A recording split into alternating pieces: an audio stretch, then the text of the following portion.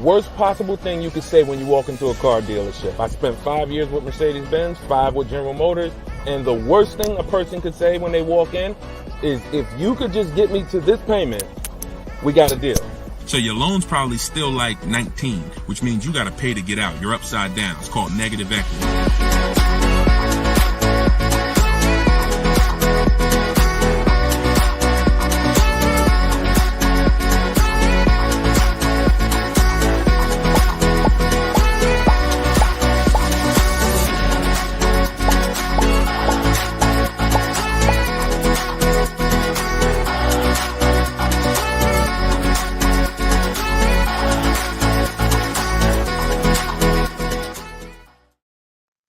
Welcome everybody to Car Shopping Questions and Answers, episode 13. I am your host, Deshone the Auto Advisor. Today is our Thursday, 12 p.m. live stream, and we're live on 4 platforms. For those of you who don't know me, I'd like to ask you, if this is your first time on a stream with us, could you type the number 1? Can you type the number 1 if this is your first time on a stream with us? And to those who've come back, if you've been with us before, could you type the word welcome to all the people who have been with us before? Welcome, and welcome back to those who've been with us. So for those of you who don't know me, my name is Deshone. I'm publicly known as Deshone the Auto Advisor. I spent 14 years in the car business, 5 with Mercedes-Benz, 5 with General Motors. Now, since the pandemic, I've devoted my time to showing everyone willing to listen how to get below market car deals, purchases, leases, new cars, used cars. And we do that by getting bids. We stop negotiating and we get bids. And that's how we get below market deals that other people are not getting. So I'm the author of Cars from Home, the new digital book, 7 Steps to Saving Time, Money, and Avoiding Dealerships. I'm going to show you what it looks like. Boom, that's the cover. And we're rated 4.94 on Goodreads.com.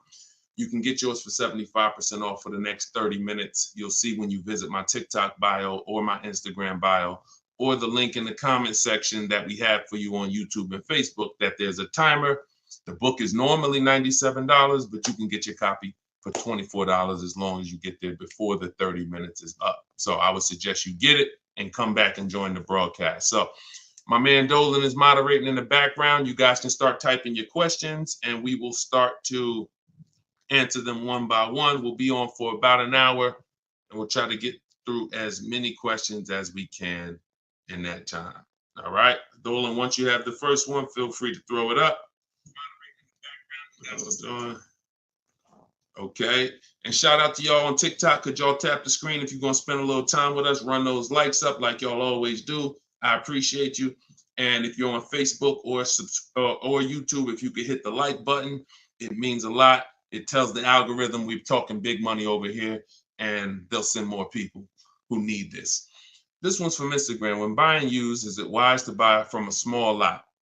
I'll take listen, as long as you've screened it down. When you screen down your used cars, first of all, when we're shopping for used cars, you want to be on every marketplace. You want to be on every marketplace that has used cars.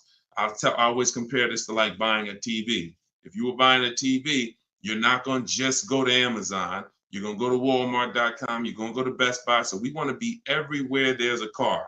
And now, once you do that, and those sites we use, this is called my multiple marketplace strategy. We use Carfax.com, CarMax.com, Carvana. Don't get any ideas, because even if they're overpriced 90% of the time, they still may be the best deal 10% of the time. Most times CarMax is overpriced. Most times Carvana is overpriced, but that's not all the time. I always say Best Buy is usually overpriced for electronics, but every now and then they have the best price. So if you're not looking at them, you miss opportunities. So we use CarMax, Carvana, Driveway, Carfax.com, Cars.com, Auto Trader, Car Gurus, and eBay Motors. We're looking at all of those marketplaces, and then we're going to narrow it down. So once we narrow it down, first thing we're narrowing it down on is title history. We don't want frame damaged cars, salvage title cars, flooded cars. Title has to be right. Based on Carfax, you can use auto check, but the only reason I don't like using auto check is because we need the service records. And service records is what's the important part when you're narrowing down. You need service record that shows on Carfax. And the last thing we let narrow it down based on is accident history. Some people do no accidents. Some people say, listen, there's different accidents on the Carfax. Let's talk about that for a quick second. You'll see minor accident. You'll see accident, vehicle was drivable. Good sign. That means it could have been a fender bender. They drove away. Then you might see vehicle towed. Red flag for me. You might see airbags deployed. Red flag. So whenever you see vehicle towed, just know that was a serious accident enough to where the vehicle couldn't drive away from. So that's what we narrow it down to. Now, when I'm narrowing this down, I'm not looking at who has the car yet. It could be a small lot. It could be a major franchise. Doesn't matter. Okay. If y'all gonna spend some time with us on TikTok, can y'all tap the screen every couple minutes and keep running those likes up? Appreciate y'all. Shout out to the new people. And if this is your first time on a broadcast, type the number 1. Type the number 1. Yeah, we live, Skinner. All right. If you don't see the banner above me, that means we're live. Whenever you guys see the banner, that means you're watching one of the replays, because we replay and rebroadcast these shows all day long so that everybody can see them. When you can't finish them, you're at work, you want to tell your friends, family about them, they can catch them pretty much any time of the day on all our platforms. But whenever you don't see the banner, which tells you when we're live, then we are live. All right. So that's that. Shout out to the first time people. But that's how we're going to narrow it down. I'm less concerned about where the car is. If it goes through that process and has great title history, great service records, great accident history, I'm open to it. Okay. Now, another one from Instagram. All right, Instagram with the questions. Today, when buying used, is it wise to buy? Oh, that's the same question. How do you get the original window sticker? We'll get it through the Carfax. We'll get it through MaroneyLabels.com if we're going to pay for it. I think there's a site called Get Clutch. I have a link. I have a link in my book, because every manufacturer doesn't do it. So every manufacturer doesn't do it. Some have agreements with Carfax and they put the window sticker on the Carfax. Some of them you got to buy it separately. But if I'm narrowing it down to 5 cars, see, we got to start looking at car buying like house buying. We really do, because for some reason people are very comfortable protecting themselves. And explain this to me. Why is it people are very comfortable protecting themselves when it comes to cars? I mean houses, but not cars. So if we'll get a $600 home inspection to tell us if we should buy the home or not. You get what I'm saying? There are things we pay when we're about to spend $200,000 or $300,000 or $400,000 or $500,000 on a home. But when it comes to these small things that help us guarantee the best car deal and below market car deals, we want to do everything for free. So that's up to you. A lot of it can be done for free, but if I can't get a window sticker and I got to pay $5 for it, once I narrow it down to my top 4 choices, I'll pay the $20 to get the original window stickers. I'm getting it. I don't care how you get it. I got a couple resources in my book on how to get it, how to get free Carfaxes, but literally I'm getting the window sticker because I'm not buying a used car without seeing the original window sticker, because you don't know what you're saving. You do not know what you're saving. And anybody who's buying a used car without knowing what the original price was, it's impossible to know how good of a deal you really got. So, all right, go ahead, Dolan.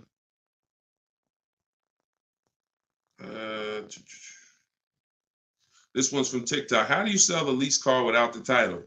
The same way I explained it. You don't need a title to sell any car. Who was taught you needed a title to sell a car?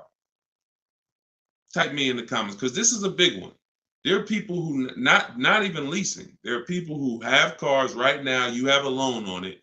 And I used to get people who would walk in the dealership and they look at the new model, the most recent one, and they'd be like, Deshone, is that the whatever, 2019, 2020? I'm like, yeah, these just came out. Okay, I got 3 payments left. As soon as I make my last payment, I'm coming to get that one. I want to talk to you about that one. What's the reason? Why are you waiting? Other than you thought you had to have the title in your hand. It's not the way it works. You go, you sell the car, there's, you know, you write up a purchase order, whatever the bank is that you owe, the person pays off the bank, and then the title, once the bank is paid for, the title goes to the person who bought the car with the new ownership documents. So, you know, sometimes I forget there's little small nuances that, but in the book, and even we talk about this on the show, you guys never hear me when we talk about an equity assessment. When we do an equity assessment, which is maximizing our car's value by getting bids, we don't trade. You never hear me say, those of you who don't have your title, you can't do the equity assessment, right? So I'm just assuming that if you just follow these steps, you'll see, even if you thought you couldn't sell your car while you still had a loan on it, you'll see, well, he didn't mention I need the title, so I guess I can go ahead and sell it. Yes, you can. So, you know, you do at least the same way. I owe 15 on my car. Buyer offers me 19, pays the 19, pays off the 15 directly, sends 15 to the bank. And example, let me give you a real life example instead of a story. When I went in, after I sold my Jeep, that was back when the pre-owned car market was very hot, once in a lifetime market. And I went in and I owed my payoff was whatever my payoff was. I went in. They made the highest offer. That's why I was there. I got all these bids. CarMax made me the highest offer at the time. I went in. They paid $20-something thousand or whatever my payoff was, and they gave me a check for $8,900. So it's the net amount. So whatever the offer is, the amount you owe the bank gets paid off, and the surplus gets paid to you. That's the equity assessment. And for those of you who don't owe any money on your car, all the money goes to you. But yeah, I mean, I don't know where we picked that up at. I don't even know where the origination of that one, quite honestly. How I do know where some things originate, but I don't know how we got to the, you know, we had to have the title in our hand before we could sell our car. So yeah, let me, you know, you don't need it. Go ahead, Dolan. And for those of you who are not familiar with the equity assessment process, I'm sure we're going to talk about it on this show because it becomes a pretty common question.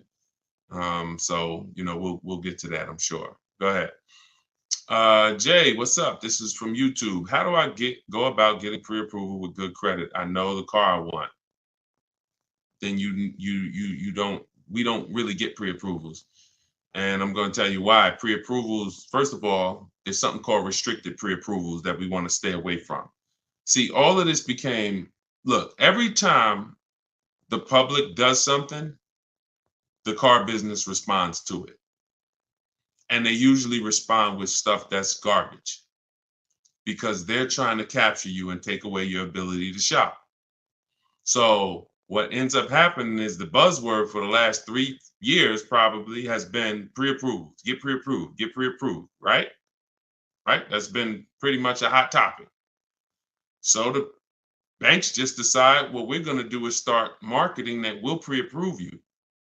But there's 2 ways they're pre-approving you, and they're both trash. One is we'll pre-approve you to shop with our dealer group. It's Capital One, our dealer network, Drive Time, Carvana. You're pre-approved, but you can only shop here. Well, you're going to hurt yourself because what they're trying to sell you on is this variety. And understand something. Variety doesn't drive down prices. Now we're getting ready to get deep. Hopefully y'all can follow this. It's early. Hopefully you have some coffee and your mind is clear. This is serious financial conversation, but it's simple. If you walk into the Doritos factory and all they have is Doritos, there's no incentive for them to not make them all $7 a bag because it's all Doritos. You got a bunch of variety. You could have 100 flavors. You're in the Dorito factory, but you're not going to get great prices because there's no competition. So whenever you see Carvana says we have 50,000 cars to choose from, variety. Whenever you see, you can shop from our dealer network of, you know, X number of dealers. Any one of those dealers you can shop from, variety. That does not drive down prices. That's meant to control you. Think about the Dorito factory. You're walking around CarMax, you got lots of cars here, but you're still in the Dorito factory. They're all one company that's setting the price. What drives down the price is competition. Competition is what drives down the price. So when these I have a whole section in my book on this, restricted pre-approvals. We stay away from them because they're meant to funnel you into somewhere so that you can actually do business with this person instead of doing what we do, which is shopping wide. If you're shopping for a used car, you should not be limited to anybody. You just heard the first question on the show talking about will we buy a used car from a small lot. We buy a used car from whoever within 100, 150 miles of us has the absolute best value, best price, on that used car, highest discount from the original new price. That means you're not going to limit me and tell me where I can buy it. So if pre-approvals were designed to do that, then we'd be good. If pre-approvals were designed to let you go shop anywhere, then they'd be good. That's the first bad part about pre-approvals is the restricted pre-approvals. And again, I'm going to tell you why we don't do it, and I'm going to tell you what we do. So the second thing that's bad about these pre-approvals that's being marketed is they want to do a hard pull on your credit. So now we use a strategy that I created called the bank bidding war. The bank bidding, everything we do is a bid because you're not going to save the most money possible unless you're getting bids. Okay? So if you want to guarantee that you paid the lowest price on any item, it's always through a bid. It's always through multiple offers. And the opposite is true. You want to have buyer's remorse? You want to always wonder if you could have paid less? Don't get a bid. Don't get multiple offers. So when they're asking for a hard pull, what we're doing is we're avoiding that because this is the way the bank bidding war works. You are allowed, I am allowed by the credit bureaus to have multiple people run our credit with a hard pull as long as it's within a certain time period. And the way we do it, it only takes us 2 days. They give you 14 to 45 days, but this only takes 2 days the way we do it. So a hard pull on your credit will drop your credit score X number of points. Let's just say 10 points. Now, if you do the bank bidding war correctly, you could have 20 hard credit pulls on your credit and it drops your credit score the same 10 points because this is called rate shopping, not car shopping. And many people get this wrong. Many people get this wrong because you got to come out of you cannot open up the rate window first by letting anyone access your credit with a hard pull. First of all, again, we don't want to rush when we shop. So if somebody gives you a pre-approval and they say, okay, you literally, now you did a hard credit pull, now go find your car, and then you only have 30 days before that pre-approval expires, what's going to happen? If you know the bank only gave you 30 days, now what are you trying to do? You're rushing yourself, right? You trying to find a car, day 28, you starting to feel a little desperate, right?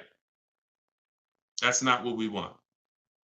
That's what the banks want. That's what the dealers want. That's not what we want. So now that's why we do not let anyone access our credit with a hard pull until after we find our car. So once we find the dealer that wins the bid, and if some of you are new to the show, you're like, Deshone, what's all this stuff you're talking about bids? It's called saving money.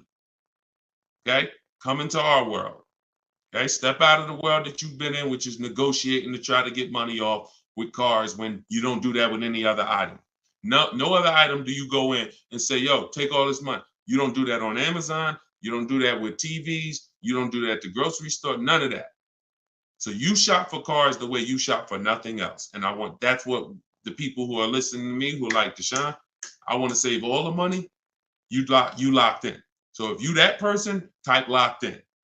If you're that person, if you like Deshone, forget everything else. I want to learn a new way. I'm done with this old way. Type locked in. So this is what you're doing. You are going to go get bids. get your offers on your new car or your used car or whatever you're shopping for. Once you find the one that is the best, now you're going to get the paperwork, a buyer's order, come home, and you're going to let these banks, credit unions, online lenders access your credit with a hard pull. And many of them need you to have a car before they'll even give you a loan term. Sometimes you'll reach out and you'll say, hey, I'm looking to try to get, pre-approval, see what your terms are, see what your rates are. They'll say, okay, well, what car? What car do you have? And you're like, well, I don't have a car yet. That's why I'm calling you first. So we call them, we reach out to them when we have a car, and we're like, okay, this is what I'm looking for. I mean, this is what I have. I have it reserved. I left a deposit on it. I told the dealer I'm coming home to take care of my financing. I'll call them in 24 hours. Here's what I got. 2020 Mazda CX-5, 26,000 miles on it. Boom. What else do you need to know to give me a loan offer? So I'm doing this with 5 people from home. Then once that's done, I'm calling a dealer and saying, look, all right, this is the best offer I got. If you guys can beat it, you got the business. See, it's easy. If you're listening to me, you never got to lie. All of this stuff that people are teaching you, lying, hold back, we don't do that. Dealers enjoy the 20% of dealers that are the great dealers that have the best prices. They love doing business with us because they're competing to beat all their competition. We find them, and then we give them an opportunity to win our business. We don't say, oh, no, I'm not letting a dealer run my credit. That's bad strategy. Dealer has 7 to 10 banks that they give millions of dollars in loans to a month. Why would you not want a dealer to be seeing if they could beat your rate? The only problem is if you don't have a rate and you're letting the dealer be your first option, that's a problem. We don't do that. But that's the bank bidding war. So I haven't added it to my book yet, but when you get my book, you actually get the book, and I send you the bank bidding war blueprint. And for all of you who got the book, if you happen to have gotten my book before I came out with the bank bidding war, send us an email and we'll send you the bank bidding war, because I plan to add it to my book. I update the book. That's why I told you I made it a digital book, because I come up with new stuff, new websites come out, websites go out of business. I'm always updating the book. So with a digital book, I'm not charging you every time I update it. I just update the book and everyone gets it. So if you happen to have the book and you don't have the bank bidding war, definitely connect with us by email and we'll get you the bank bidding war, because I just released it within the last couple of weeks. But yeah, that's the bank bidding war. And that's how you leave never asking. You should never be asking, what's a good rate right now? How much is too high of an interest rate? These are all questions you ask because you don't get bids. You don't know how to get bids. Once you start getting bids, you never ask these questions again. You'll leave knowing, man, I had like 15, 20 people competing for my rate. I know I got the best rate. That's the name of the game. All right, go ahead, Dolan. Shoot the next question up. We are live, y'all. This is our Thursday, 12 p.m. show. You're not watching the rebroadcast unless you see the banner up top, then you're watching it. But we're live right now. From Instagram, how do you ensure the car seller makes a decent wage and gets a deal at the same time? God bless you. They make a decent wage if they win the bid and they sell you a car. It's too intricate for you to try to understand. No one's losing money here. This isn't a charity case. And so let me tell you something about me. I set up a system where people buy cars in 60 to 90 minutes. So I know a lot of you think that I'm all for the public, which I am, but I'm also for the 20% car dealers. So I had to set up a system where both people win. The 20%. 80% can't survive in the world we're going to create. 80% can't win because they're not going to compete. They're going to give you high prices. All good. That's great. But the 20%, what we didn't like is spending so much time with people who don't even know a deal, don't know, like you're questioning every single thing because you don't have enough information. That's why. So you're nervous, you're defensive, hard to help you. I'll be sitting down with somebody, I'm sitting down with a customer and I'm making them an offer with a deal, and my manager is hoping they don't take it just because he doesn't want to sell the car for that cheap. but we're making them that offer. They're still questioning because they don't have bids. So this created, this created nightmare situations for good car salespeople and horrible experiences for you. So with my system, you're online. The only time you're in a dealer is for 20 minutes to test drive the car. So when a person sells a car, if they're going to make a flat commission because they had to give away, there's something called a flat commission where you didn't make a lot of profit. I'd rather make it in 20 minutes. So the car salespeople who win our business love us. They love, all of these people that you see, and you guys know, I will share these people. I share everybody. Look, Tiffany, who used the book, she got $6,000 off of her Mazda just a couple days ago. That is, she didn't spend more than 20 minutes with the salesperson. I don't even know if that's the person she test drove the car with. It might not be. So this person who won her business literally is going to spend maybe 30 minutes with her total. So what? He's not making a huge commission. If he ends up making $150 flat, he'd rather, and I've asked car salespeople this over my years of educating the public on how to shop from home. I said, let me ask you a question. Would you rather, y'all being stingy with the likes on TikTok? Can we tap the screen if y'all spending time with us? Thank you. Can we tap the screen? Can we share? We ain't asking for money. We asking for just tap the screen if you're enjoying the show. All right. Listen, I'll be getting them. Thank y'all. Appreciate you running it up. So when you see that, I appreciate you wanting dealers to make money, but the best thing you could do if you really want good dealers to be okay is learn how to shop from home correctly so you can stop wasting people's time. So you can stop being with people for 2 hours, 3 hours, 6 hours that you don't buy a car from. That's really what I want you to do, because when you learn how to get cars in 60 minutes from home, car salespeople are going to love you. Because even if I didn't make a huge commission of $1,000 or $800 or $1,500 on this particular deal, that's okay. And $1,500 commissions are very rare. You had to make a lot of profit on the deal, 10 grand profit probably. Bring home 20%. Now you got to make probably 7 grand to 10 grand, profit, and people will make it. There are people who overpay. And so there's people who pay average prices and above average prices, but we don't pay either. So it's the time. I don't care if I make $150 with you if I only spent 30 minutes with you. And the only way you're doing that is shopping online. You're not doing that. I've tried. I think I was pretty quick. There were some people quicker than me, but I certainly tried to go into, and a customer knows what they want. Come on, man, Mr. Jones. I know what you want. We'll get this done very quickly. Hour and a half tops, 2 hours really tops, because you got the finance office. You got all this stuff that has to happen. We got to clean the car. So 2 hours is really, if on a quick deal. Most of them, 3, 4. How many hours you guys spend picking up your cars? Be honest. How many hours did you put into your last car purchase at the dealership? Throw some numbers out. Look, Lexi, baby, 4. Look, throw some numbers out. Okay, people don't what? We don't want to be honest. How many hours? Sometimes maybe I'll ask how many days did you put into your last car deal? Have me in there about an hour. That's quick. You must have did a lot before. Half the day, Thomas. That's more like it. Thank you. Thank you. Thank you to everyone willing to share. And I had to come back the next day still. Thank you. Okay. So yes, I talk a lot about money. Look, 6 hours. Poobie Bear on Instagram. 6 hours. 4 hours.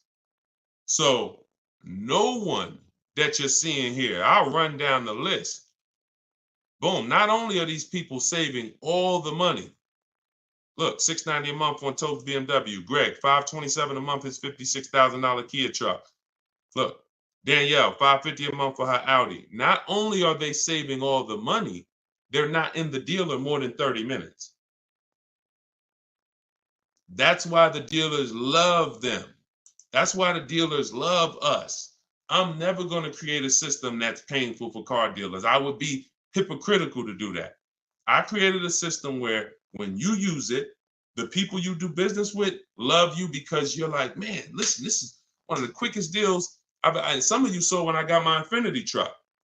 I wish I could find that video. Matter of fact, hold on. Before we go to the next question, because I don't want anyone, because some of y'all don't know me. Y'all don't know, okay, is this guy telling the truth? Is we really getting cars? This was me picking up my Infinity truck right here. This is when I got the Infinity truck. Hold on, I'm gonna find a video. I'm going into my hold on, where we at? Day 5. Here we go. Look, let me share my screen. And I picked it up and I posted this on Instagram because I want people to know we really do this. We don't say we do this. We really do this. Look.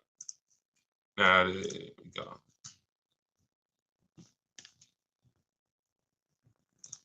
All right, skip that. Oh, here we go.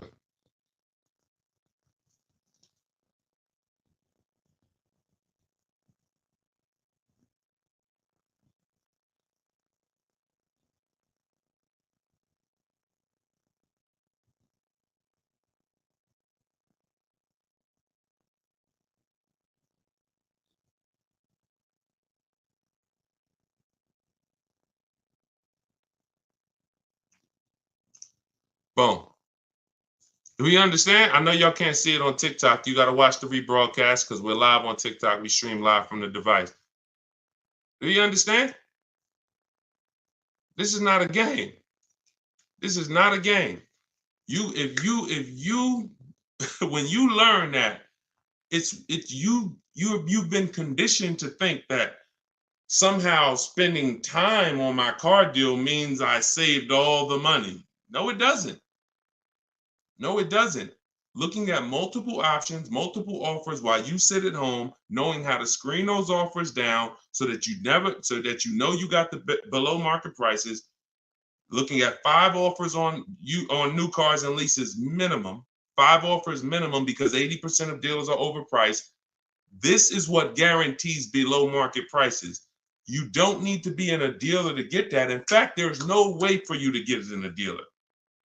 I will be so bold to make the statement, and I'll just ask you, if you think you can get it, when you get your car, bet me $500 that I can't get a better price than you. That's what I'm saying. Bet me $500 when you get your car, any car you get, if you don't use what I'm teaching you, if you tell Deshone, all that stuff sounds good, getting bids, but I want to do it my way. Bet me $500 that I can't find a much, much better deal than you as soon as you get your car. I'm willing to put the money up because I know bids is what gets us these prices you guys see on the shows. Bids is what allows people to come in and save money. Okay? Did y'all see that? Could y'all hear that? Let me know, could y'all hear that when I was playing that?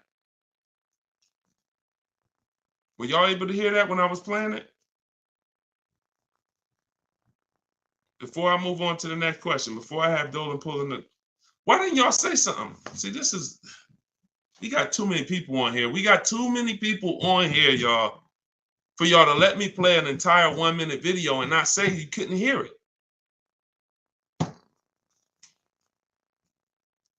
All right. Yeah, I don't know what to do. All right, listen. It is what it is. What I asked the guy was, how much time do we put into the whole process? He said 45 minutes. I said, take the test drive out of it. Take me and Monique test driving out of it. How much time did we spend? He said 20, 25 minutes top. Come on, lock in, y'all. Lock in.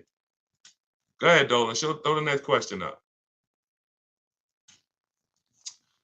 Instagram. How do you tell the dealership you want to take the car to the mechanic before purchasing? You don't. Dealership's not going to let you take the car to a mechanic before purchasing. It's too much liability. If you crash the car, if it has an accident, mechanic messes up the car, only thing you could do is have a company like yourmechanic.com come and meet you at the dealer. That's why whenever I'm buying a used car, I'm not taking it the same day. DJ Flay, I thought it was a silent film. This is hilarious. So yeah, we never take a used car the same day because one, we got to do it even if we're paying cash though. I mean, even if we're paying cash. But if you're doing the bank bidding war, we can't take a car the same day because we need to go home and we need to start the bank bidding war. But if you're paying cash and the car has a good warranty and you've done the math, okay, maybe you don't need to have a mechanic inspected. But if you want to have a mechanic inspected, then it's always I'm leaving a deposit and then I'll have either my mechanic come. And again, this goes back to you're paying to protect yourself. I got a mechanic here that I've been using for years, me and my family. If I told him, hey, look, I'm gonna pay you, let me know when you got an hour and a half. I'm gonna pay you for the time. Come take a look at this car with me. I got a reserve. He'll be like, no problem. I'll throw him $125. He'll come, check it out for me, tell me if I'm good or not. He can't put it on a lift, so that's the bad thing. But again, it's better than me just thinking with my non-mechanic self, I guess the car looks good. Sounds good, I think. No, these are the things that we got to do if we want to protect ourselves. And understand, there's horror stories for a reason, y'all. Horror stories are very common. Cars breaking down. It's weird. All I can do is give you boundaries. And when I give you the boundaries, then you can choose what you want to do with them. You can choose if you want to, adhere to them. You can choose if you want to ignore them, but at least they're there. So yeah, I would always have, with no warranty on a car, I would always have my mechanic come out. And if you don't have a mechanic, then I pay a company like yourmechanic.com. I think they charge $100, $150 to come out, send one of their mechanics to inspect the car for you. I see it just like a home inspection.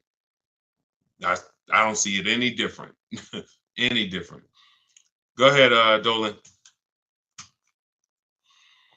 Okay, I had a financial advisor tell me get rid of my car. I did. Wait, I had this one's from Instagram. I had a financial advisor tell me to get rid of my car.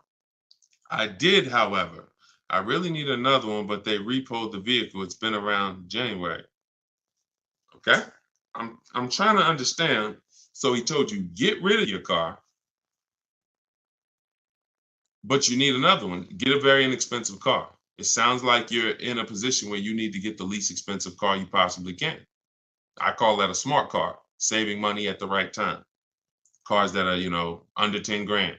If you're trying to get a loan on it, that's what you would be trying to get.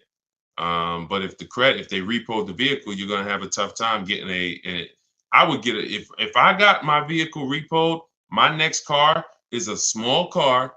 I'm looking for something that the smallest car I could get a loan on, 25 grand brand new, 30 grand brand new, because that means if I get it for about 10 grand, I still should be able to get a 6-year-old one, something not too old, 7.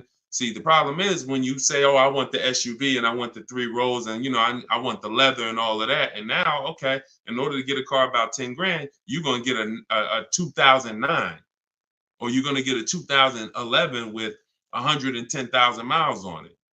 See, we got to learn how to sacrifice in certain cases. I'm not talking to you. I'm talking to anyone else who may be watching this, who may be in a situation where you're in a rebuild. It's called a rebuild for a reason. We're not looking to stunt in a rebuild. We're not looking to flex on them in a rebuild. We're looking to say, look, I got to get from point A to point B. What I need is 2 things, a quality car, and I need to not miss any payments if I'm going to get a loan on this. So when you go out and you get, I got my credits of 500, but I'm going to go and I'm going to get a $20,000 car that they're going to charge, I'm going to pay 20+% interest on it. So my payment's going to probably be 600. Now I'm paying 600 and the $20,000 car may not even be a quality car, may got 80,000, 90,000 miles on it. So now stuff starts breaking. I got my $600 payment and now, the car's in the shop, but I still owe my 600. Okay, here comes another repo. So this is disaster. I've seen this. This is a formula. I call this the repo recipe. So if you're in a rebuild, the name of the game is seeing, first of all, am I a long-term person, 8+ years, or am I a short-term person? less than 8 years. Because if you're a short-term person, your goal is to lease. You may not know it yet, but some of the people who've been on this show, you understand the depreciation curve. This is where you lose all the money right here. Year 1, 2, 3, 4, 5, 6, you're losing all the money. Once you get to about year 7, 8, it starts to level out. Your vehicle is not losing that much value anymore. That's when you want to own it. That's when you've won. That's not when you want to replace it. You don't want to say, hey, this is people. Oh, Deshone, I got 6 years of payments. Oh, I just paid the car off. Right when it was going to start leveling out depreciation wise. Oh, I'm going to get rid of it now. Lost all that money in depreciation. Now I'm going to get rid of it. So you need to know, if you're not an 8-year, 9-year, 10-year person, then you shouldn't be buying cars. You should be shopping for great lease deals. But you may not qualify for a lease right now. So your mission should be to qualify for a lease in the future, which means I'm going to drive a car that's not my ideal car. I'm going to drive a car I may not even like, but it's going to be reliable and it's going to be affordable. Reliable and affordable.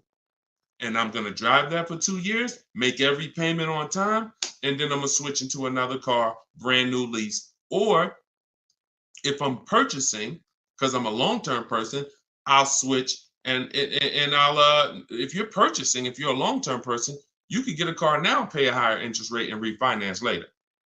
That's why you need to know who you are. But if you're a long-term person, 8+ year person, you could get a great car, reliable, and then refinance the loan. But you got to know who you are, because it's I see tons of people all around this country in here who are not in a position where their credit is good, but you have not come up with a goal and understood leasing. So what you're going to end up doing is financing a very expensive car, 20, 30 grand, and you're going to end up with a lot of negative equity. And every time you go to change your cars every 3, 4, 5 years, you're wondering why you have all this negative baggage and why your payments keep getting higher, your cars keep getting lower in quality. And that there's a reason for that. That's the reason. I just explained to you the reason. It's like a snowball that you're rolling that's against you, versus what I'm telling you to do is to have a plan so that you know, all right, I can't qualify for a lease right now, but in 2 years I will. So I'm gonna make sure I'm not gonna do anything right now that's gonna mess up my chances of getting a lease in 2 years. And if I'm not a lease person and I'm keeping this car 8 years, then I gotta get a great car and I'm gonna pay higher interest. But when the interest rates come down, when I fix my credit in a year or two, I'm gonna refinance. 2 different people, but you must know who you are. We clear? We clear on that? Type clear if y'all clear on that. Okay? All right, go ahead, Dolan. Shoot the next one up. What are the benefits, if any, of buying an electric or hybrid vehicle? You need to know that. I mean, it's different for different people. Environment, some people, depends. That's a personal thing. A lot of people think that electric cars, I remember when I worked for Mercedes, we thought hybrids were good for people who drove a lot. So I was uneducated on hybrids. It's actually good for people who drive in the city, because every time you hit the brake, it would regenerate the battery. So that might just be Mercedes hybrids. That might be all hybrids. I don't know. But your reason for buying a hybrid or an electric car should be your reason based on your research. And so there's plenty of people, most people are not buying electric cars. Some people are. Some people buy hybrids. Frina was looking at a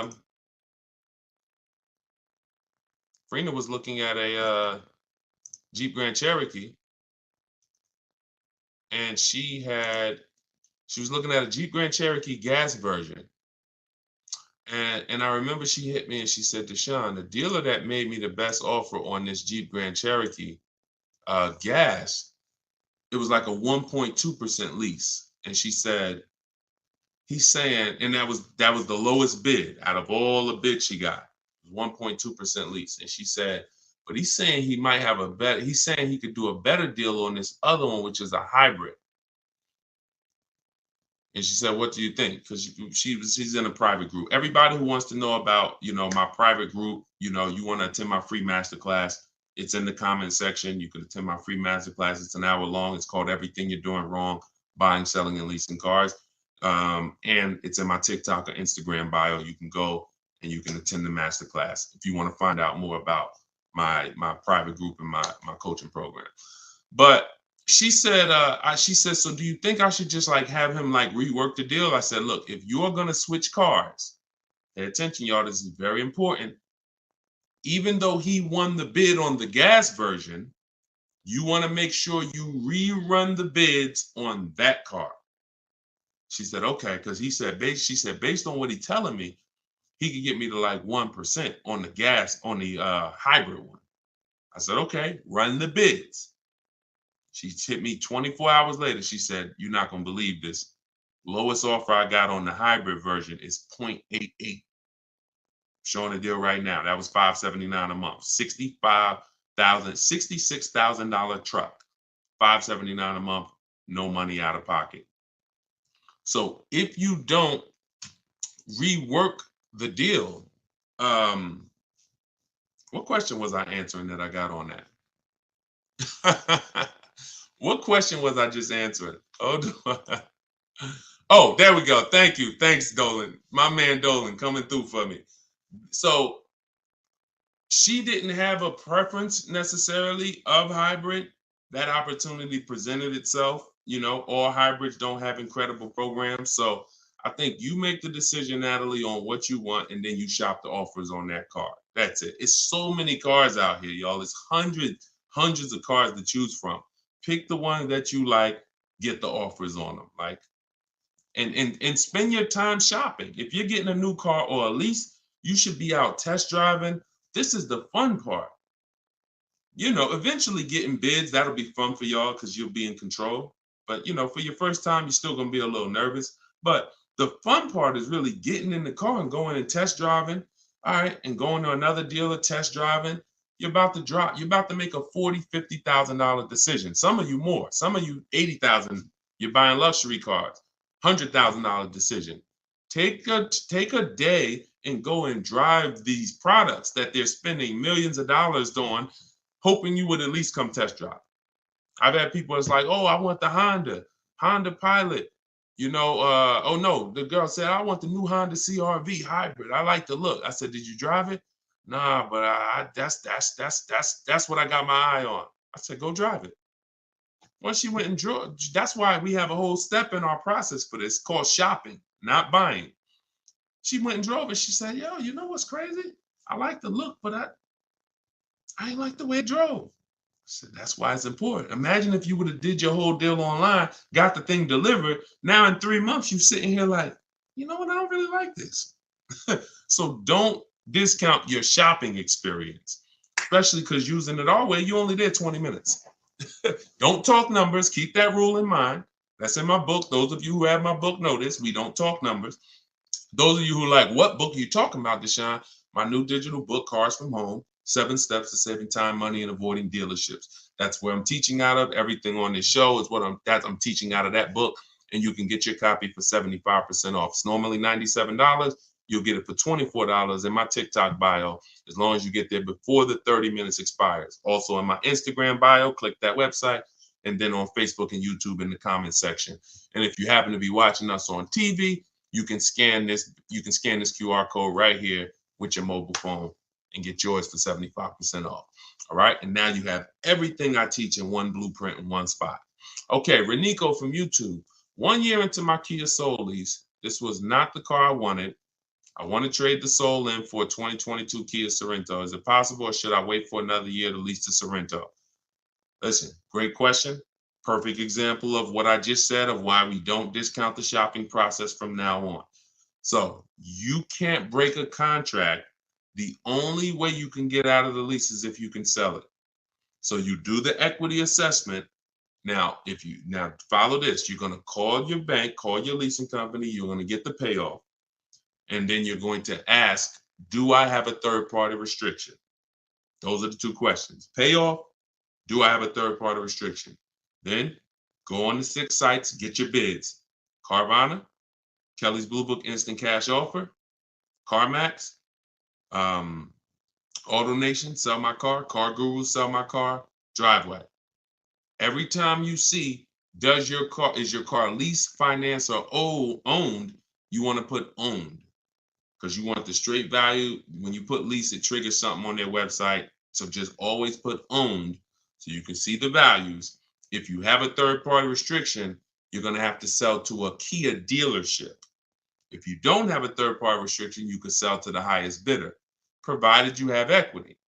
So if you see that, your payoff is 18 and the offers are 20, then you can get out. If you see that it's 18 and the offers are 18, that's going to be tough. So you got to see what your equity position is. That's the main thing. And what I do is you just wait and you just look. If you go into a dealer, they can put you in a new car. So if there's no doubt, like you can literally go in, they'll just stretch you out into a long loan on the Kia Sorento. You're going from a lease to buy. So I guess I assume you're going to be keeping the Kia Sorento for at least 8 years. If not, you should be leasing, not buying. But I'm just going to assume you're not going to break the 8-year rule. If you don't know about it, we talk about it all the time on this stream. People who are not keeping their cars 8 years, you are overpaying by thousands of dollars by not getting great lease deals. It's not even close. Thousands of dollars, not hundreds. So I'm assuming you're going to buy and keep. But what you're going to do, anybody can transfer you. Take all that negative money, throw it into the new car. Now you're paying for the old car and the new car.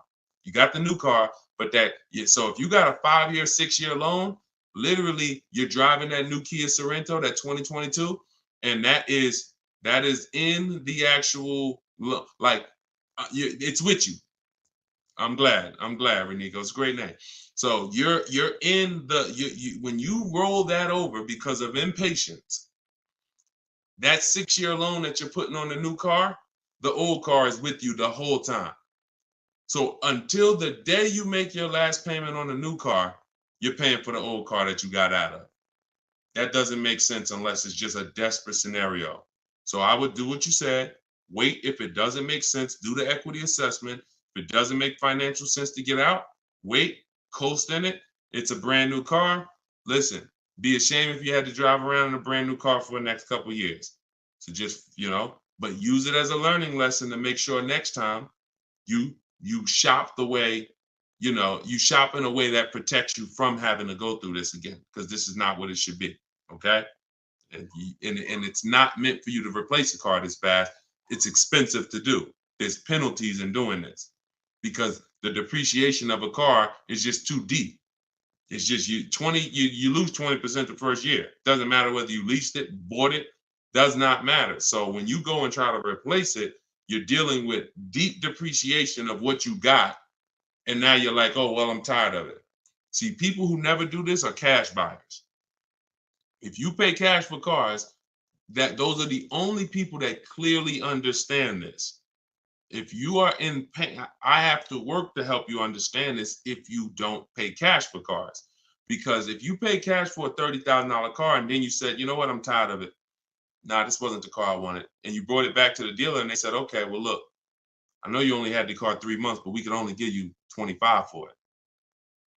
You're like, wait, I only had it 3. Yeah, it's a used car. It's been titled. You're not going to take that deal, right? No one's going to pay 30 grand, turn around and take 25 in 3 months. So, but what when you are getting payments and loans, it doesn't change. It's still, you pay 30, they're giving you 25, but they're financing it. So that loss of the 5 grand, it's hidden in the monthly payment. That's why it's all about, what do you want your payment to be? What do you want your payment to be? What do you want your payment to be? Because once you see that you're losing a ton of money in a short period of time, you wouldn't do this. So it's hard for people with payments to understand. That's why I have to make it clear for you. The depreciation doesn't lie. The unseen expense doesn't lie. So we don't want to replace cars in a year or 2 years. It's just not made for that. All right. But run the equity assessment, Renico, and see if that works out and see if by chance you could break even and get out early. Okay. Go ahead, Dolan, shoot the next one up.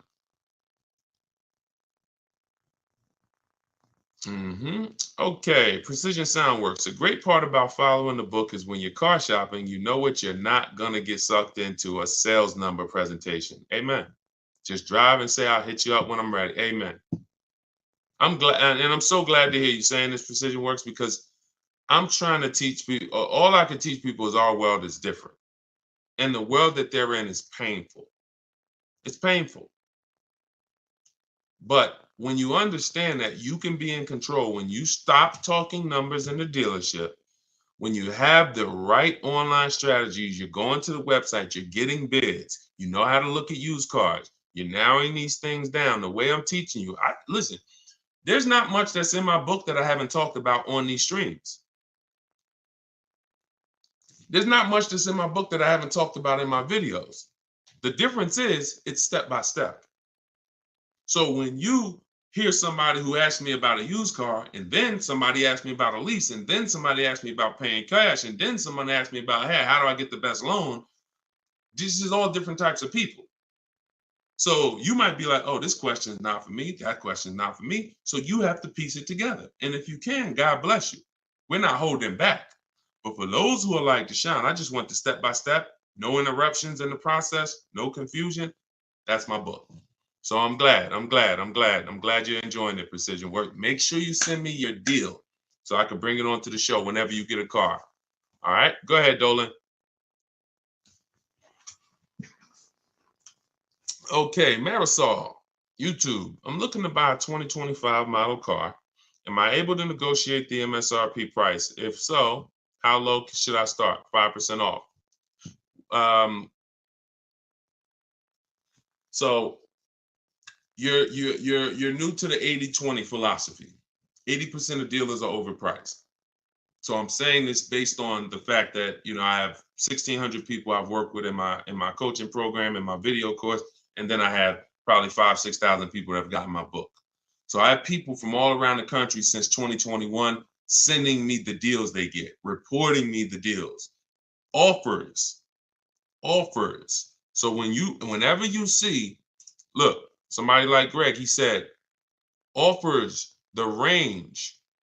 Hold on, no, it was Charles.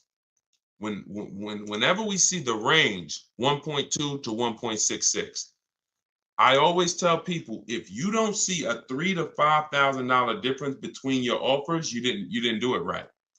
Because we get at least 5 offers because 4 are overpriced.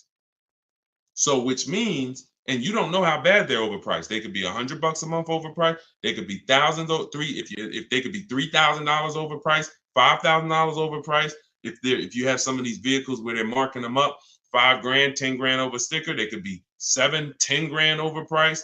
You don't know. You just know, we know 4 out of 5 are overpriced. That's the numbers. So if you are by chance going in and thinking, I'm going to negotiate based on any made up number in my head, you're going to lose because you just don't know what the bottom is. You don't know what the bottom is. Feeling for the bottom is a bad way to go because you're never content. You always question, was that really the bottom? You think we could have did better? And you have no price assurance, which means if I said, listen, Marisol, you just got your vehicle, bet me $500 that I can't find a better priced vehicle in 48 hours. You wouldn't take the bet. No price assurance. So what I want you to do is just scrap that whole strategy. And I want you to focus on driving the car, make sure you like it. Once you decide you like it, we're going to get 5 offers. You could do this your way by calling. You want to talk to sales managers, ask them, hey, I need 5 offers because 4 are going to be overpriced.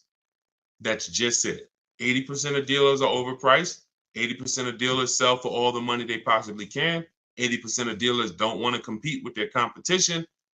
80% of dealers are not going to go below a certain price. That's them. 20% is who we focus on. The 20% of dealers that want to compete, 20% of dealers that beat all their competition, 20% of dealers that save us all the money. And there is no way for me to tell you what that number is going to be because it's vehicle specific. When you get bids, look at Look at Sean. I use Sean for an example. Sean got a $20,000 discount on his F-150 Lightning. That was his best deal. Over 20, look, $73,000. And you see, he revealed, he didn't know it was a $15,500 rebate, but the dealer, the 20% dealer that made him this offer, told him that. He didn't see that from all dealers he got offers from. Every dealer is not going to tell you all the rebates or if there's a rebate. He got another $4,900 from the winning dealer, and that was the deal. Kimberly saved $20,000 from her Maserati. Look, $86,000. The selling price was $66,261. That's 20 grand. Now, in the case of Eddie got a new Toyota Camry hybrid. He got bids, all the bells and whistles. He said, I was able to get everything I wanted plus more, $2,086.83 under MSRP. That was his best bid from reaching out to multiple Toyota dealers. $2,086 under MSRP. It depends. It changes. You don't know. And you can't take one big discount and say, Sean's not going to say, well, because I saved 20 grand on my F-150, when I go to shop for my Mazda CX-5, I'm expecting 20 grand. No, I'm going to shop the market, get bids, and I'll reveal what is the below market offer for a Mazda CX-5. In the case of his Ford, the below market offer was 20 grand off. In the case of Kimberly's Maserati, the below market deal was 20 grand off. But if we went in thinking these numbers are making up and saying, you know what, I'm going to try to get 5% under MSRP, we're losing. So scrap that whole strategy. Use mine. Or you could try to do it your way. Either way, 5 offers. Without 5 offers, you're not saving all the money and you will have no price assurance. 5 offers. In my book, I teach something called the 25-to-5 strategy. That's what I created. We're connecting with 25 dealers online. Those of you who have the book know it takes us about 20 minutes because we go direct to the websites. We don't go to third-party sites where they're selling our information to the dealer. We go right to the dealer's websites.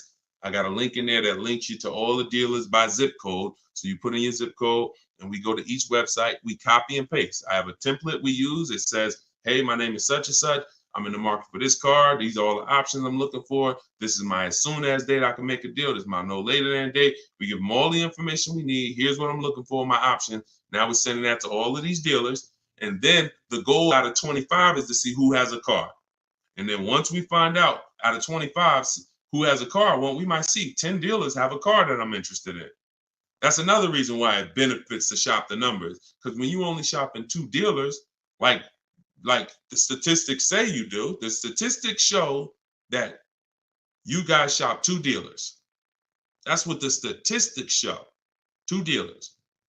And as car salespeople, we know that. So when you're shopping 2 dealers, whatever they have on their lots or have coming in, that's all that's interesting. That's all we can shop from. That's why it's like, oh, I don't have that color. Oh, I don't have one with those options. We're shopping from 25 dealers. We got a good shot of 8 to 10 having something we're interested in. And then we have other copy and paste scripts to request our quotes, give them everything they need to give us a quote. And then we have scripts to keep the conversation moving when they try to get us on the phone, which they will, 80% will, which, hey, try to get us to come in, 80% will. Hey, hey, listen, we can only give you a quote if you're here in the showroom. Okay, well, I'm talking to a couple dealers. No one else has said that. Should I remove you from my list? All our emails end with a question. Whenever you're emailing a dealer, should always end with a question, not a statement, because the question pushes the ball back to them. So that's what we're doing, 25-to-5. Our goal when connecting with 25 dealers is to get 5 offers. And out of those 5, 1 offer is going to beat everybody else, and that's who we do business with. That entire process takes us 60 to 90 minutes. 60 to 90 minutes. It's beautiful.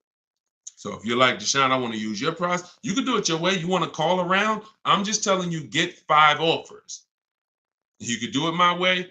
In my book, 75% off in my TikTok bio or in my Instagram bio. Click that link and get your copy for 75% off, or in the comment section on YouTube and Facebook if you just came on the show. But that's the 25 to 5. And you won't have price assurance and you won't save all the money until you start to get 5 offers. Everything is a bid. All right. That's what I'm telling. My favorite words: bids, multiple offers, multiple options, price assurance. These are my favorite words. When you start using this stuff, they're going to be your favorite words too. I guarantee it. Go ahead, Dolan. Do you always have to have a down payment when purchasing a car? No, never. Never. Now, down payments are not illegal. That was one of the worst videos to go viral. But when a video goes viral, you can't combat it. So, if people looked into that law, they would see this law has nothing to do with down payments. So down payments are not illegal, but you can every single thing we shop for is no down payment.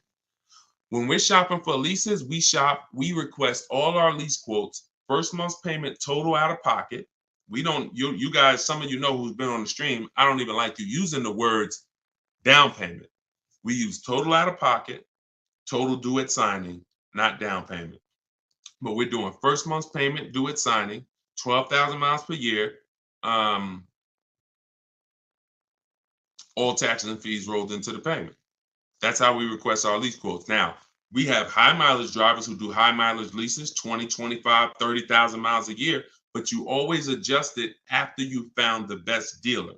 Once you found the dealer who wins the bid, that's when you're now going to go in and adjust the mileage for your custom strategy, for your custom needs. Okay. All right. Listen, I appreciate it. Please readjust the quote to 18,000 miles per year, and then we'll take it across. That's when you're going to say, all right, you know what? I'm already under 1.5. I'm under 1.3, whatever it is. As long as you're under 1.5, you got a deal. As long as it's the best bid.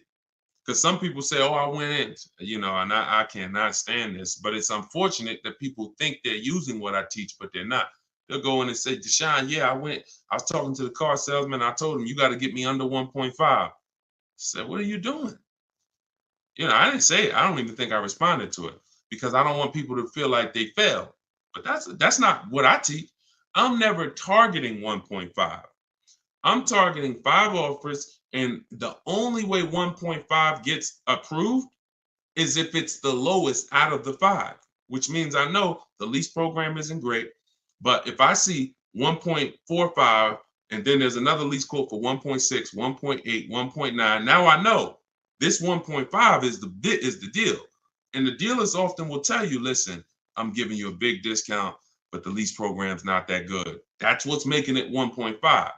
So I don't have a problem with that, but I'm never going in targeting 1.5 because if I target 1.5 and other people would have came in and offered me 1.3, 1.2, but I'm not getting bids and I'm leaving thinking I won. No, I lost.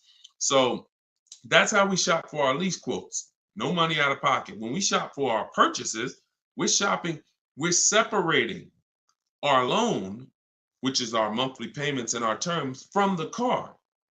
So this is going to be easy for you once you really see that your loan is separate from the car. You are looking, if you're buying a used car, you're looking for the best price used car in the market, 100 miles, 150 miles. You're narrowing it down. Once you find a dealer who has that car, you've already won on the price of the asset. Check. Now we're going to handle the loan. And if you say, hey, I'm going to do this loan for this amount. Now I have a tool that, listen, some stuff is hard to explain because I actually created something called the perfect budget calculator. Let me show you. So this is the perfect budget calculator. Just so y'all listen, I'm gonna share this with y'all. This is in my book. And just so you know, the only reason that I can't explain this stuff, because how can I explain technology that I created? So this is the perfect budget calculator. This is what it does. This is how we're able to shop with no money down. We enter the equity that we may have from our old vehicle. Let's say we're selling our old vehicle. All right. Or let's say we don't have an old vehicle. Put 0 there. Now we enter max down payment. Now this is a comfortable amount. This might be like, because this is how it usually happens. You know what? I could put 3 grand down if I had to. I don't want to, but if I had to, I put 3 grand down. Okay, that's what goes there. Okay, then we use the average interest rate in the market. For the sakes of this purpose, let's use 7.99. Interest rates are high right now. Then we enter comfortable monthly payment. Comfortable monthly payment, $450 a month. Now we enter our state so we can calculate the taxes and calculate budget goals. And it asks, okay, what's your comfortable monthly payment for 60 months? Let's say we do the same thing. All right. And then it gives you goals, gives you 6 goals. This is your max vehicle purchase price right here. See, there's never been anything like this. This is why you go in saying, I don't want to spend more than $450. You end up spending $600. This is why you go in saying, you know what, I'm going to spend 30 grand on a car. You end up spending 32, 33 because you forgot about the taxes and the fees. We never shop with our max in mind. So this becomes our first goal. Our first goal gets us to our car, no equity, no down payment. Our second goal gets us to with a 5-year loan. Now, our second goal gets us to, if we get a car in this price, we can do a 6-year loan, no equity, no down payment. So this is where you need to be right here if you want to do no down payment. This is where you want to be. So you need to know, based on where you want to be payment-wise, and whether you're taking a 5 or 6-year loan, how much car can I afford? That includes the taxes and the fees. So there was no way for me to explain this to you. In fact, I used to have a 20-minute video that I walked people through, and it was a perfect budget exercise. We did all that manually. Everything that I built the calculator to do manually, you guys got to see it on the replay. Because if you're on Instagram or YouTube or Facebook, TikTok doesn't let us pull this streaming software in. So you guys got to see it on the replay. You could go watch the YouTube videos right after the show is done, and you can see how I just showed you this. Or if you get my book, you can actually use the perfect budget calculator in 5 minutes. So what that allows you to do is go in knowing where your starting point is, knowing where your max vehicle purchase price is.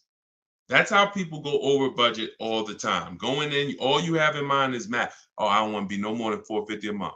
$450 a month. That's all you're thinking about.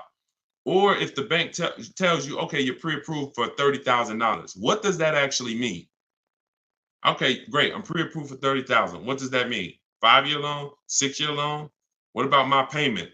My payment, I don't want it to be more than this. Plus, I got $2,000 I could put down. How does that factor in?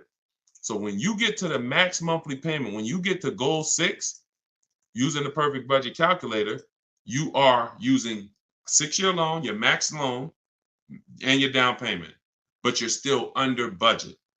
So anything below that, you gotta there's no easy way for me to explain it to you. That's why I had to create a software that actually does it for you.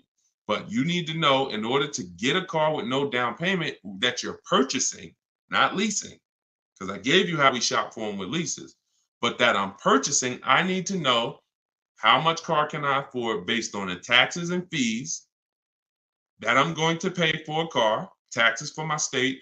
Figure we estimate $1,000 for a documentation fee in motor vehicles. That has to be factored in. And then a 5 or 6-year loan, all of this stuff. So, yeah. So we got a lot of calculators. Because it was just a lot of stuff that I'm a math person. And so I can explain stuff to a math person. I can try to make things simple, and I try my best to make these numbers simple. But the best thing that I was able to do was create calculators that would do this stuff that I don't have to explain to people the numbers anymore. And my goal is to put lots of calculators out eventually that do pretty much everything. Like people who are over mileage on their lease. You got to see, should I end the lease early and take the mileage penalty now, or take the payment penalty? Should I go to distance? And there's so many financial calculations in cars that thank God I've been blessed to understand that I can't explain to you. So I had to build a software that you punch your situation in, and then it tells you everything. Okay. But yeah, you can absolutely get cars with no money down. It's not even, only people that can't are super, credit's too bad, or you have too much negative equity. And even if your credit's bad, you still can get cars with no down payment. It's really the negative equity. The negative equity from your old car is really what prevents most people from doing no money down deals, because the bank is only going to approve 15, 20, 25% above the purchase price of the car. So if the purchase price is 30, they'll approve 36 as a loan. They'll loan 36, they'll lend 36,000 on a $30,000 car. They're not going to lend 40,000 on a $30,000 car. They're not going to lend. So if you have 10 grand of negative equity that you're trying to transfer, that's preventing the no money down deals for most people. Other than that, everybody can do no money down deals if they so choose.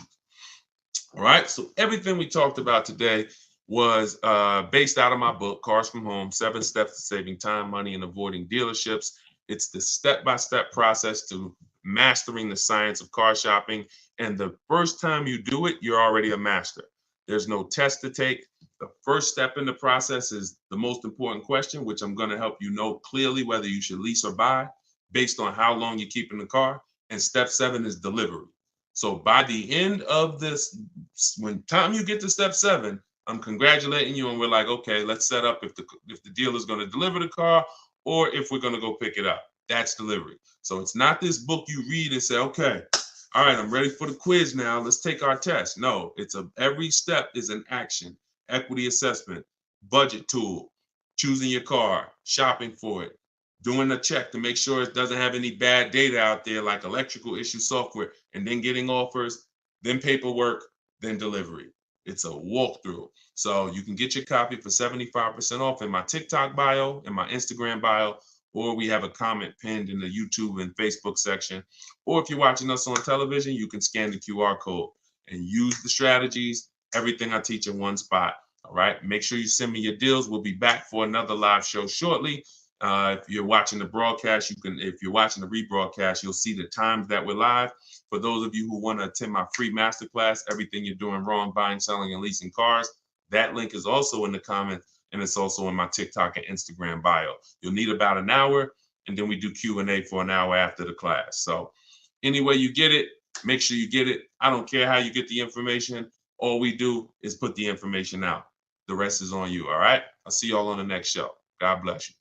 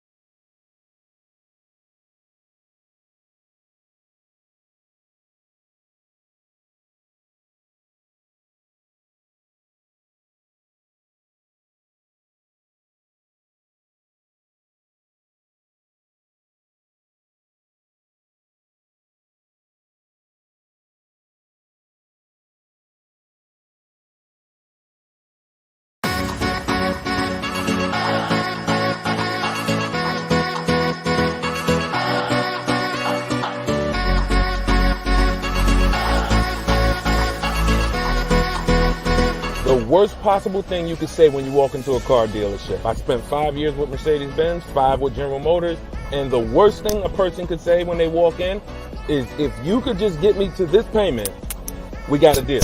So your loan's probably still like 19, which means you got to pay to get out. You're upside down. It's called negative equity.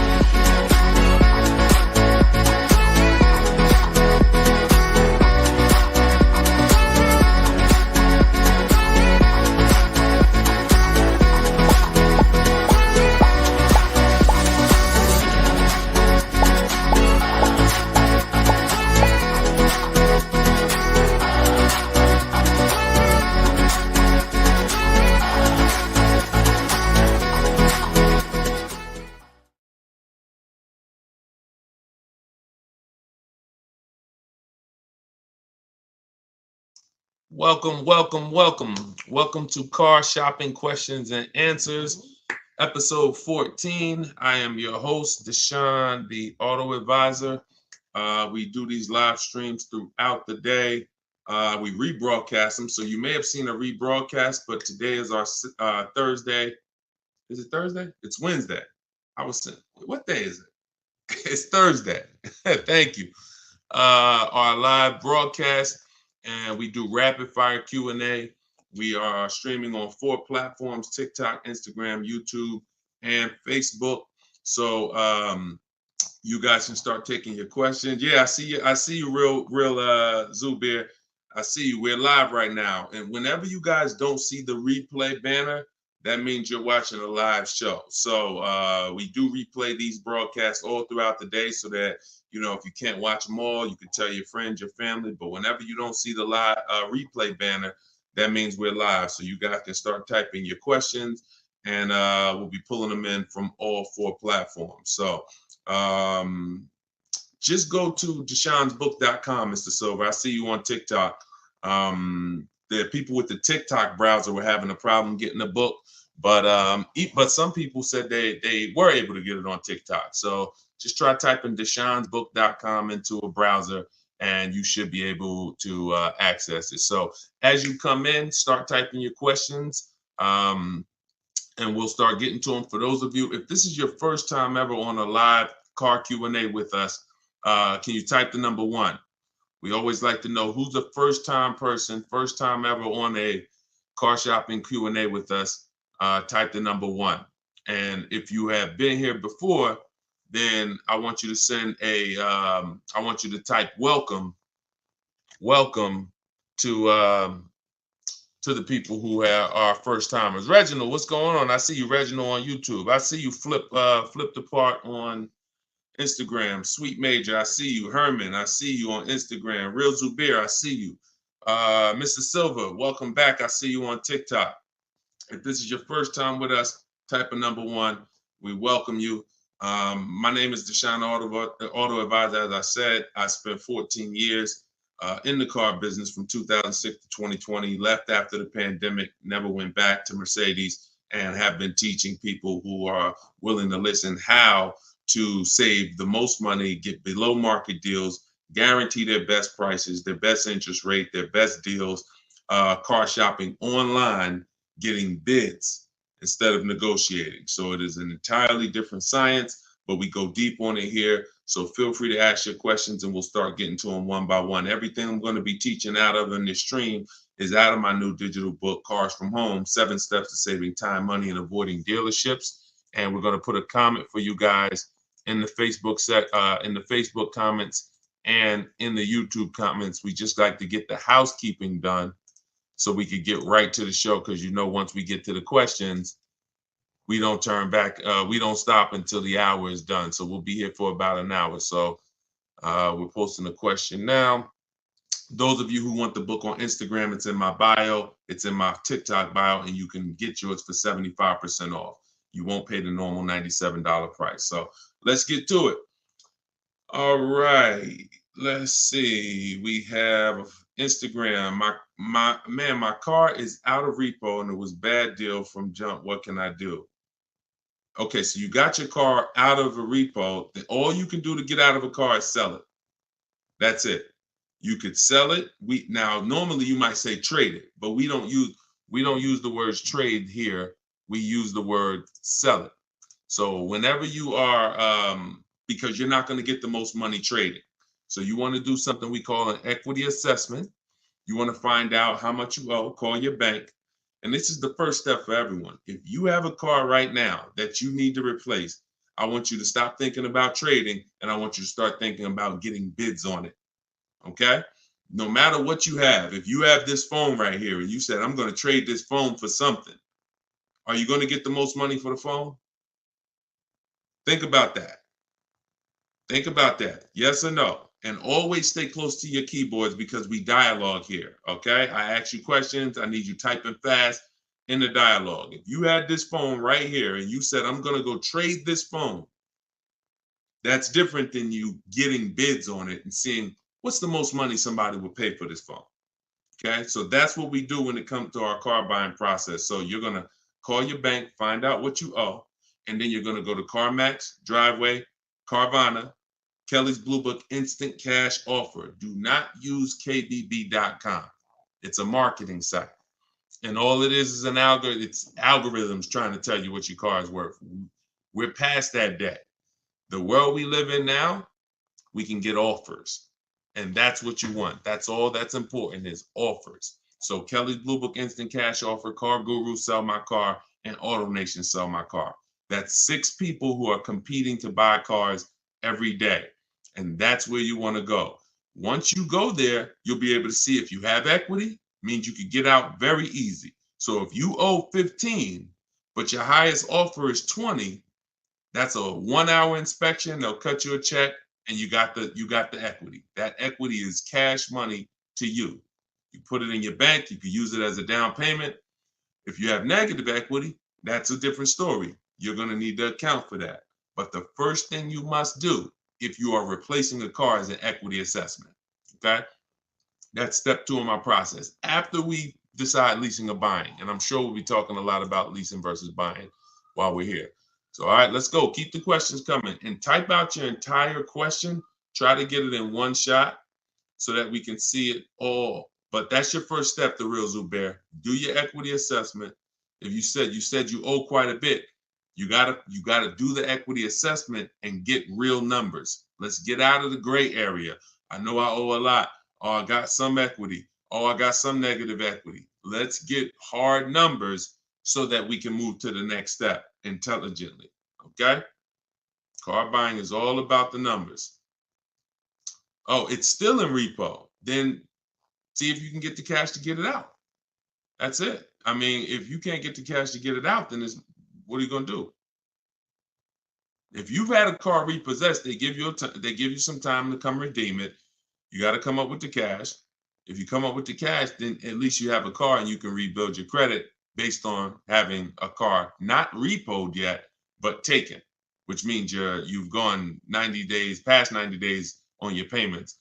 So, but you can build from that. If the car is done, totally repoed, then that's a different story. Now you're going to need to shop for a car with a repo on your credit, and that's going to be a different way to shop. You're going to need I have a couple different ways we do it. First step, we try to get first step would be a company like Limbuzz.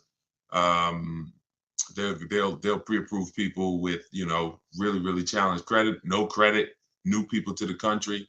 But you're going to want to make sure you don't go out and overspend, because the biggest problem with people with bad credit is you're overspending in the interest and the car. And what we do is we separate the interest from the car. What does that mean? Your loan is a product. Your loan, I know here's what you've typically done. You've given the car dealers 3 transactions.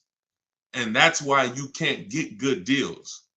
When you go and trade your car into a dealer, that's a transaction. You sold them your car. That's why on that buyer's order, there's a specific part for your car. They're buying your car. That's a transaction.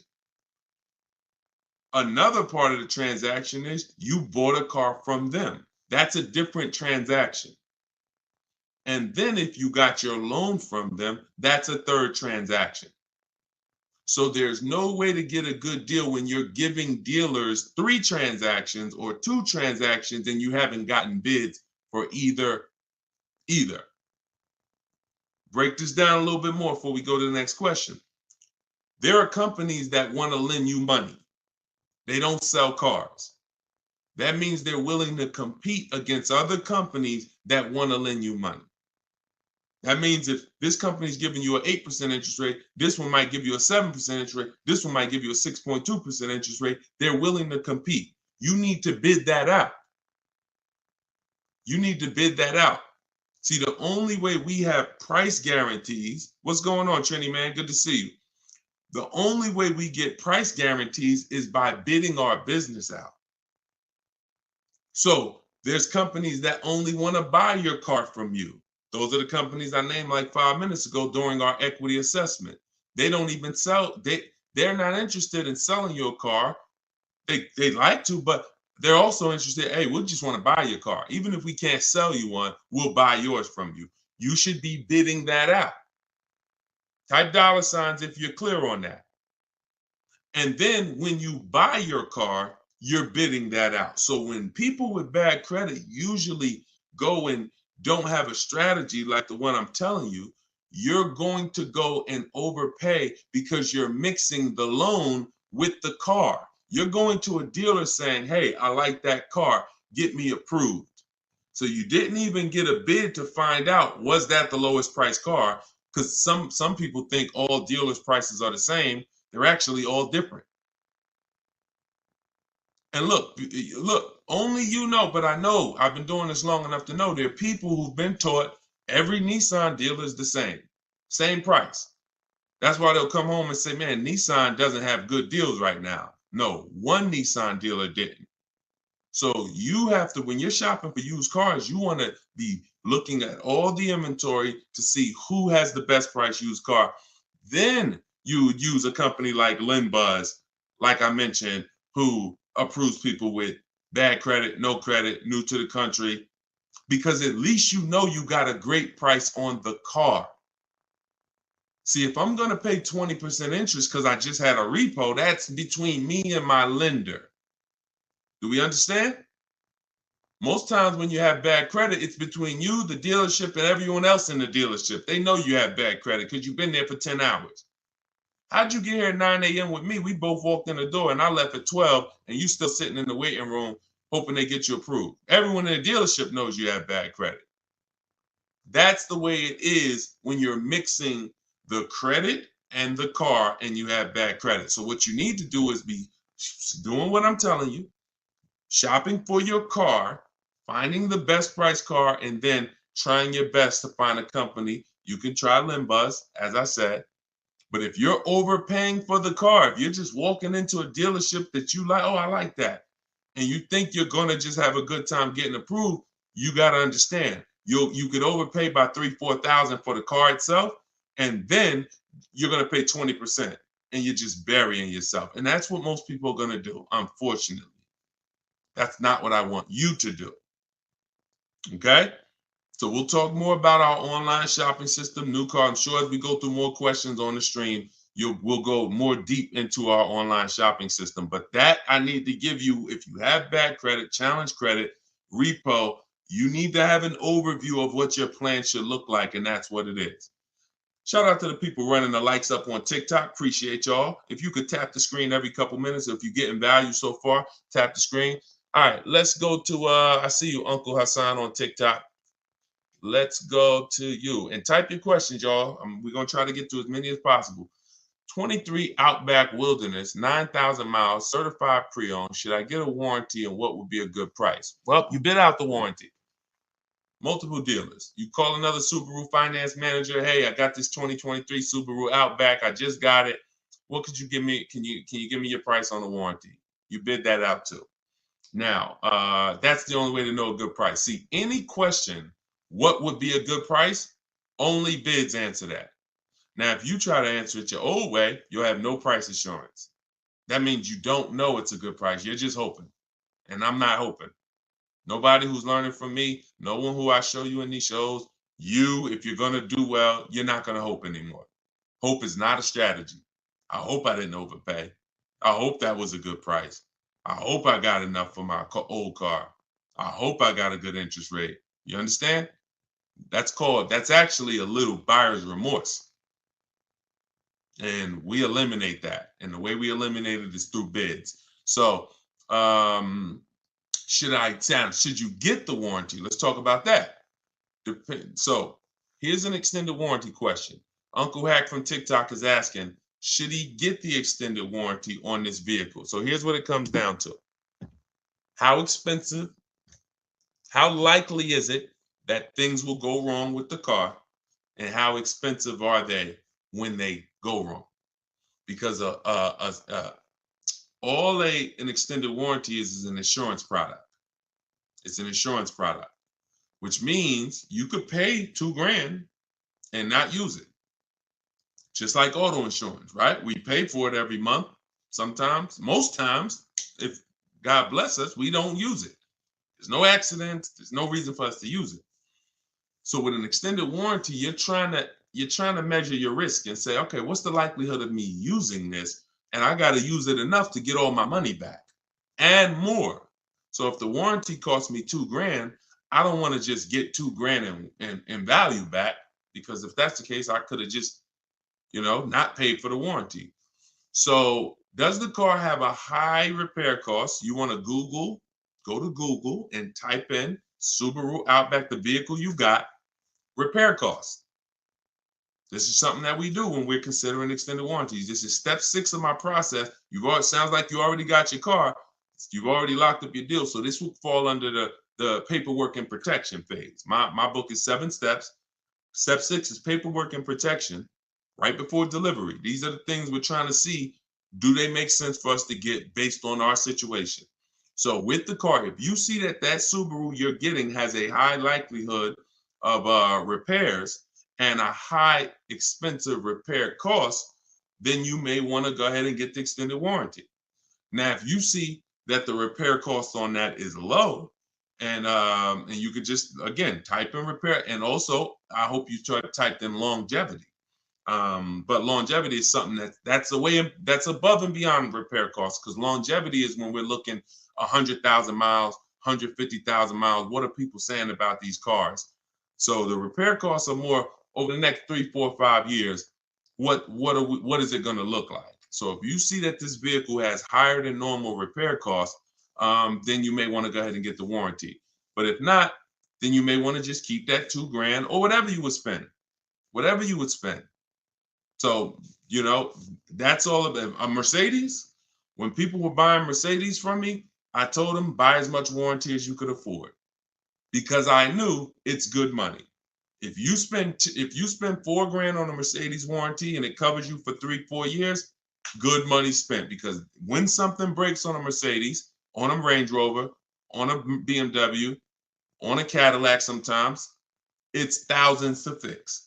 So one repair on that vehicle could cover the cost of the warranty. But there are other vehicles on the other side of the spectrum, Honda, Toyota, Lexus. There are plenty of vehicles on the other side. Mazda does well. So you want to see where your vehicle is, where your specific vehicle is, and that's how we're assessing our risk. Everything we're doing with an extended warranty is a risk. It's a risk assessment. There's no hard rules, no hard yes. It's literally just trying to assess your risk and making the best choice you can. Okay, Peter, what's going on? Peter from TikTok. 2022 Pacifica, 51,000 miles. Didn't get the extended warranty. Should I try to move the car, keep it long?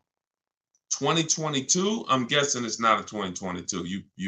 Are you saying it's a 2022? Did you type that correctly? I didn't even know Chrysler was still making the Pacificas.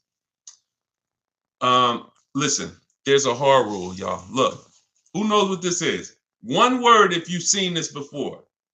One word if you've seen this before, you got a free copy of my book. Who knows what it is when I do this? Let me see who's the first person that's going to say. Hold on. Because I know most of you are first timers. If you're a first timer here, type the number 1. But if you know what this is when I pull this out, one word. Come on, all right, I'm not going to butcher your name. But yes, you got it. Elutrio. Depreciation. So I want you to send me an email. If you're on my email list, I think you are, because you got the notification of the broadcast. Send me an email, and we'll need your email. We'll send you a free copy of my digital book, Cars from Home: 7 Steps to Saving Time, Money, and Avoiding Dealerships. Because you're on point. This is depreciation. Whenever we think about replacing a car, this is how we have to think about it. Am I replacing a car when it's losing or lost its most value? This is what people usually do. You buy a car for $30,000. You bring it back the next day, it's worth $24,000, $26,000.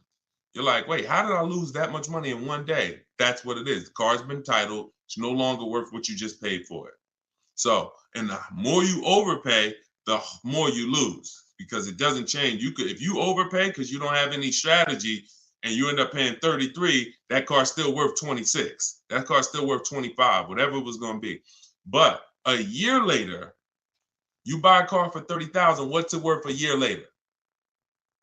What's it worth? What if you buy a car right now for 30,000? What's that car worth 1 year later? Average miles. So we're answering Peter's question because he's asking, should he be replacing his car? And then every one of you who are not keeping your cars 8 years, you need to be thinking like this, because I'm about to show you that you're losing a lot of money by not leasing. Thousands of dollars. Okay. I don't think it's worth 10,000, Ken. You buy a car for 30,000, a year later it's probably worth 22 with average miles, 23 with average miles driven. That's the unseen expense. That's depreciation. Goes down like this. So you lose big percentages of your car's value every year in the form of equity. So whatever your car was worth today, a year from now, if you just recently bought it, you're going to lose a large percentage of the value. This is why when people say, and you might have said it, well, I don't lease because I like to drive as much as I want. I don't want to pay for the mile. Well, first of all, you can lease up to like 30,000 miles a year.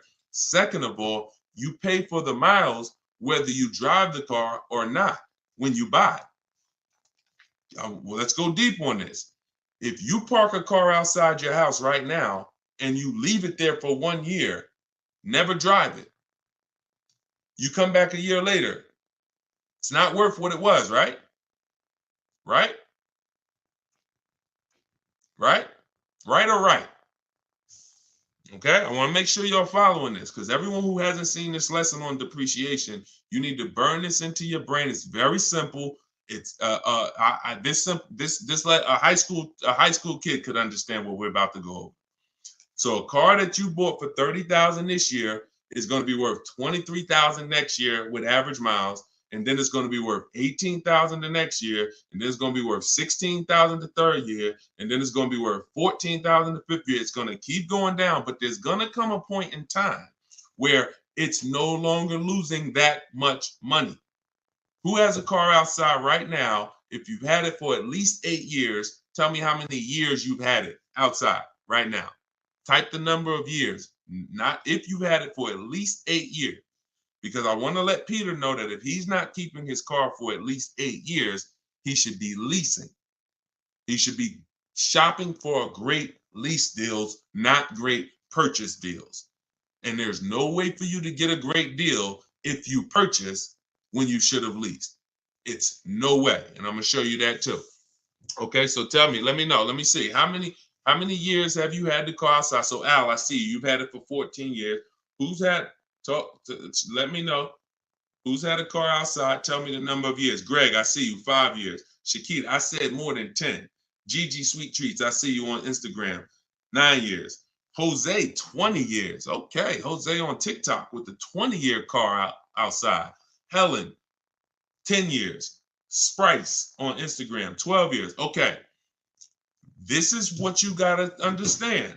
All these people that you're hearing answer, if you are like not an 8-year, 10-year, 12-year, 20-year person, they're not like this with their depreciation anymore. They're like this. What does that mean? The same amount their car is worth today, a year from now, it's going to be worth about that. If their car is worth 7,000 today, it's going to be worth probably 6,500 a year from now, 6,600. 6,700. This is the only benefit of purchasing compared to shopping for great lease deals. So if what you're doing, you heard me 3 minutes ago talk about the money you're losing when you buy these cars in the short term. 10,000. You're losing thousands. 5,000 this year, 3,000 this year, 20.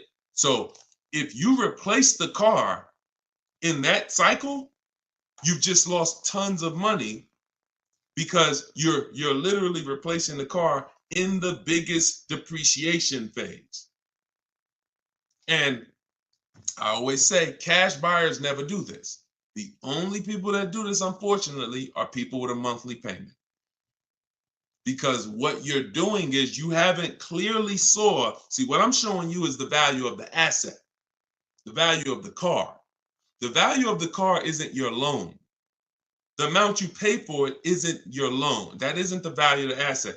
The asset is what's losing value every year. That's why some of you, when you high mileage drivers, if you're a high mileage driver, type HM. If you're a high mileage driver, type HM. You'll see that the asset loses your loan. You get a regular loan, but here's what you're doing. Because you're driving so much, you're destroying the asset's value. Instead of you losing three grand like the average driver, you put 20,000 miles on your car, you lose 6 grand. Then you lose 6 grand. Then you lose 3 grand. So your car is worthless because you're the asset, but the loan is the same. The loan may be the same as a regular person. So you have to distinguish this. This is what you should be thinking about. And in the 2 year, anytime you get into the mood of replacing a car in 2 years or 3 years or 4 years or 5 years or 6, this is what you should be thinking about. I'm replacing my car. Some people will pay off their car, take a 6-year loan, pay off their car, and then go trade the car in and do it again with another car.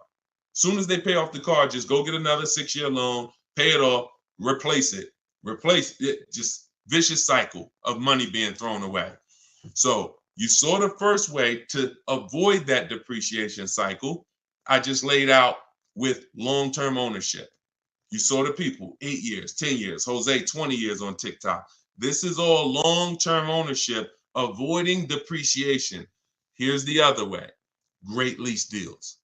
Not average lease deals, not commercials that you see saying, hey, come lease this car, $400 a month with 4 grand down plus tax. No, great lease deals. Great lease deals look like this. Great lease deals are never advertised. This is Danielle. Look, Audi A3, got bids, $44,000 vehicle, $550 a month. No money out of pocket. $44,000 vehicle. Now, some of you know every $5,000 on a loan is about how much per month. I'm talking to the people that's been here, but some of you might have saw it in my social media videos too. Every $5,000 on a loan is how much per month. Thank you. Okay, dang, Eleuterio, you are totally on point. It's $100 on a 5-year loan. On a 5-year loan, so when you look at a car and you see $20,000, automatically in your mind should be that's about $400 a month. You should automatically default. I want you order. Some people say, Deshone, well, what if I want a 6-year loan? Well, let that be the backup. Don't default to a 6-year loan. Default to a 5-year loan. Because you know if you get a 5-year loan, you spend less money than if you get a 6-year loan. So default to a 5-year loan. When you look at a $20,000 car, say to yourself, it's about $400 a month. You look at a $40,000 car, it's about $800 a month. Because I remember every 5,000 is about, we all assuming money down. Well, I mean, no money down. We all assuming no money down. Every 5,000 you borrow on the loan is about $100 a month, depending on the interest rate. So this same car that Danielle is leasing for $550, somebody is paying $800-900 a month for it right now. Got the same deal she got, except they purchased and she leased. This is what you should be shopping for. Let's look at Benita. Now let's do something with a price. Look at Charles, $48,000 Hyundai Palisade. He leased it, got his bids. Because I know some of you looking saying, yo, how do you get these deals? These don't look like the commercials. No, we use a different system, a bidding system. That's how we get these deals. When you have 5 dealers competing to get you offered, this is the deals you're going to start getting too. When you go into one dealer and go back and forth, 80% of dealers are overpriced. So you're not going to see these numbers. You got to sit at home and bid and let these dealers come to you. But look, he's paying $597, $48,000 Hyundai Palisade. That same vehicle, no money down, rounded up to 50,000. That's almost $1,000 a month for 5 years. Even if somebody took a 6-year loan on it, there's people right now probably watching this. You got a Palisade, no money down. You're paying $900 a month.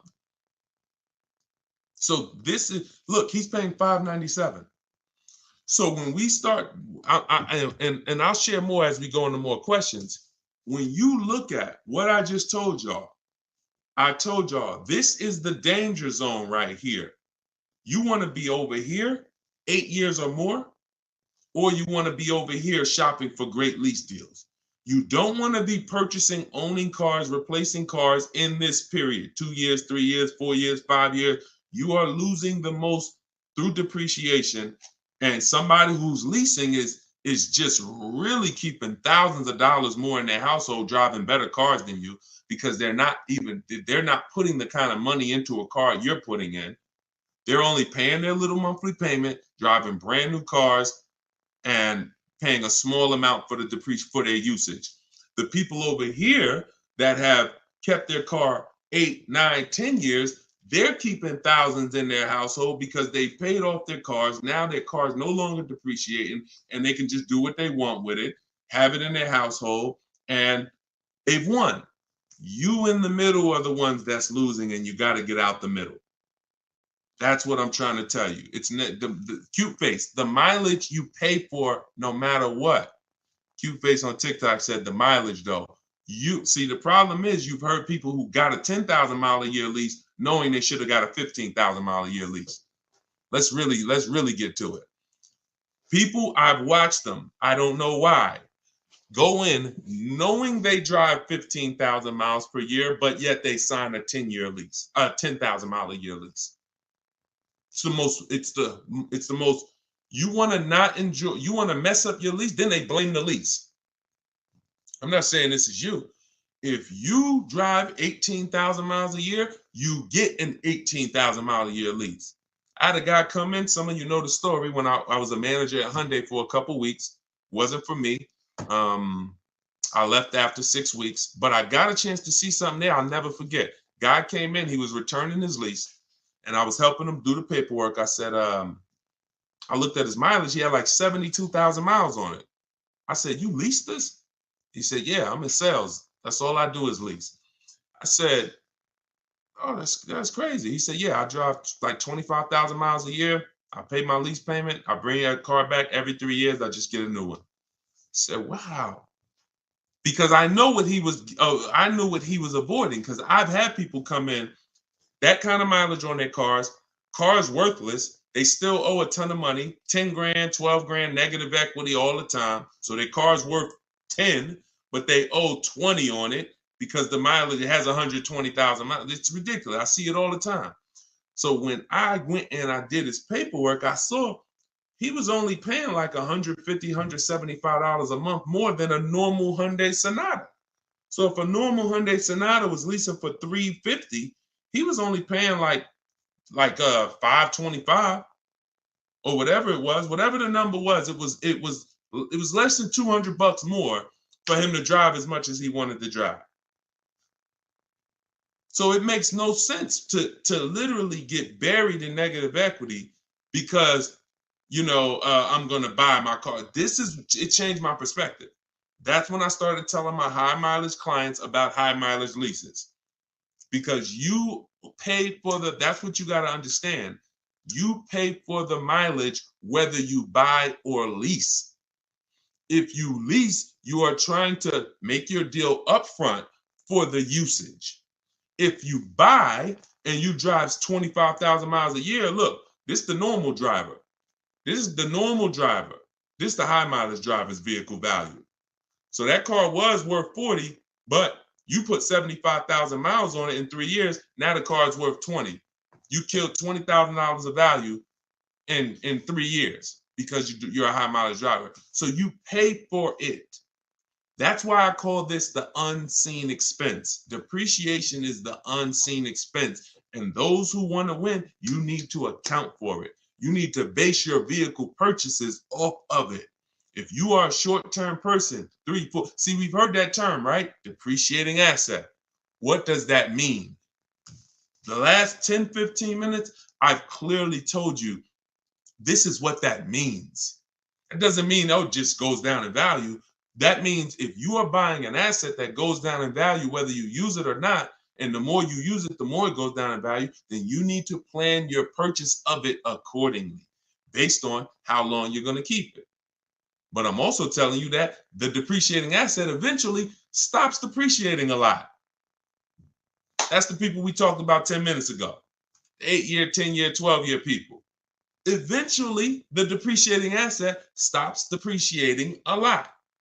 You want to make sure that is your reward. Come on.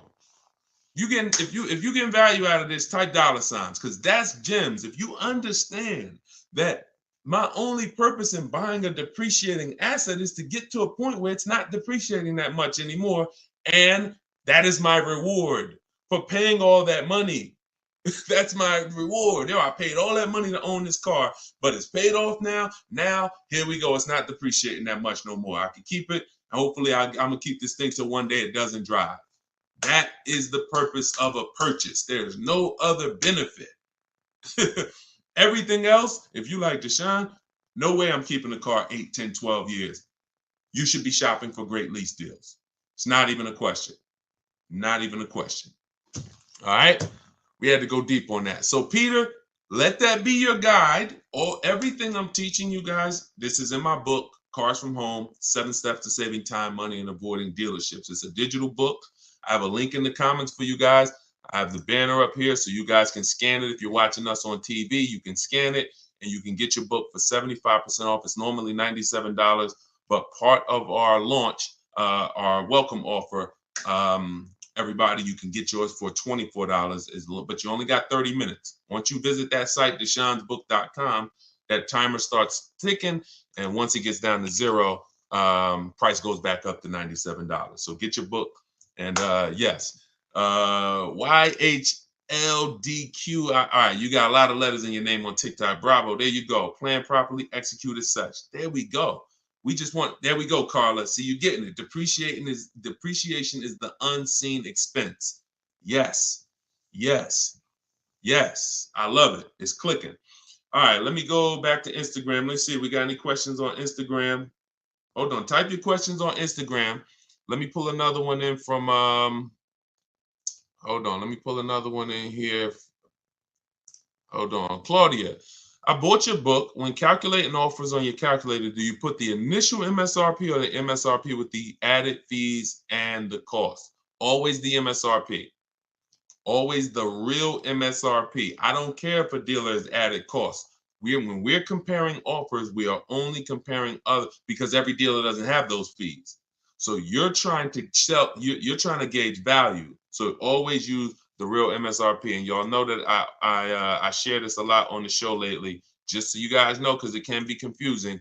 Whenever you see the MSRP on a window sticker, if you're shopping your lease deals the way we teach you to shop them, this is the total MSRP right here. It's the total MSRP right there.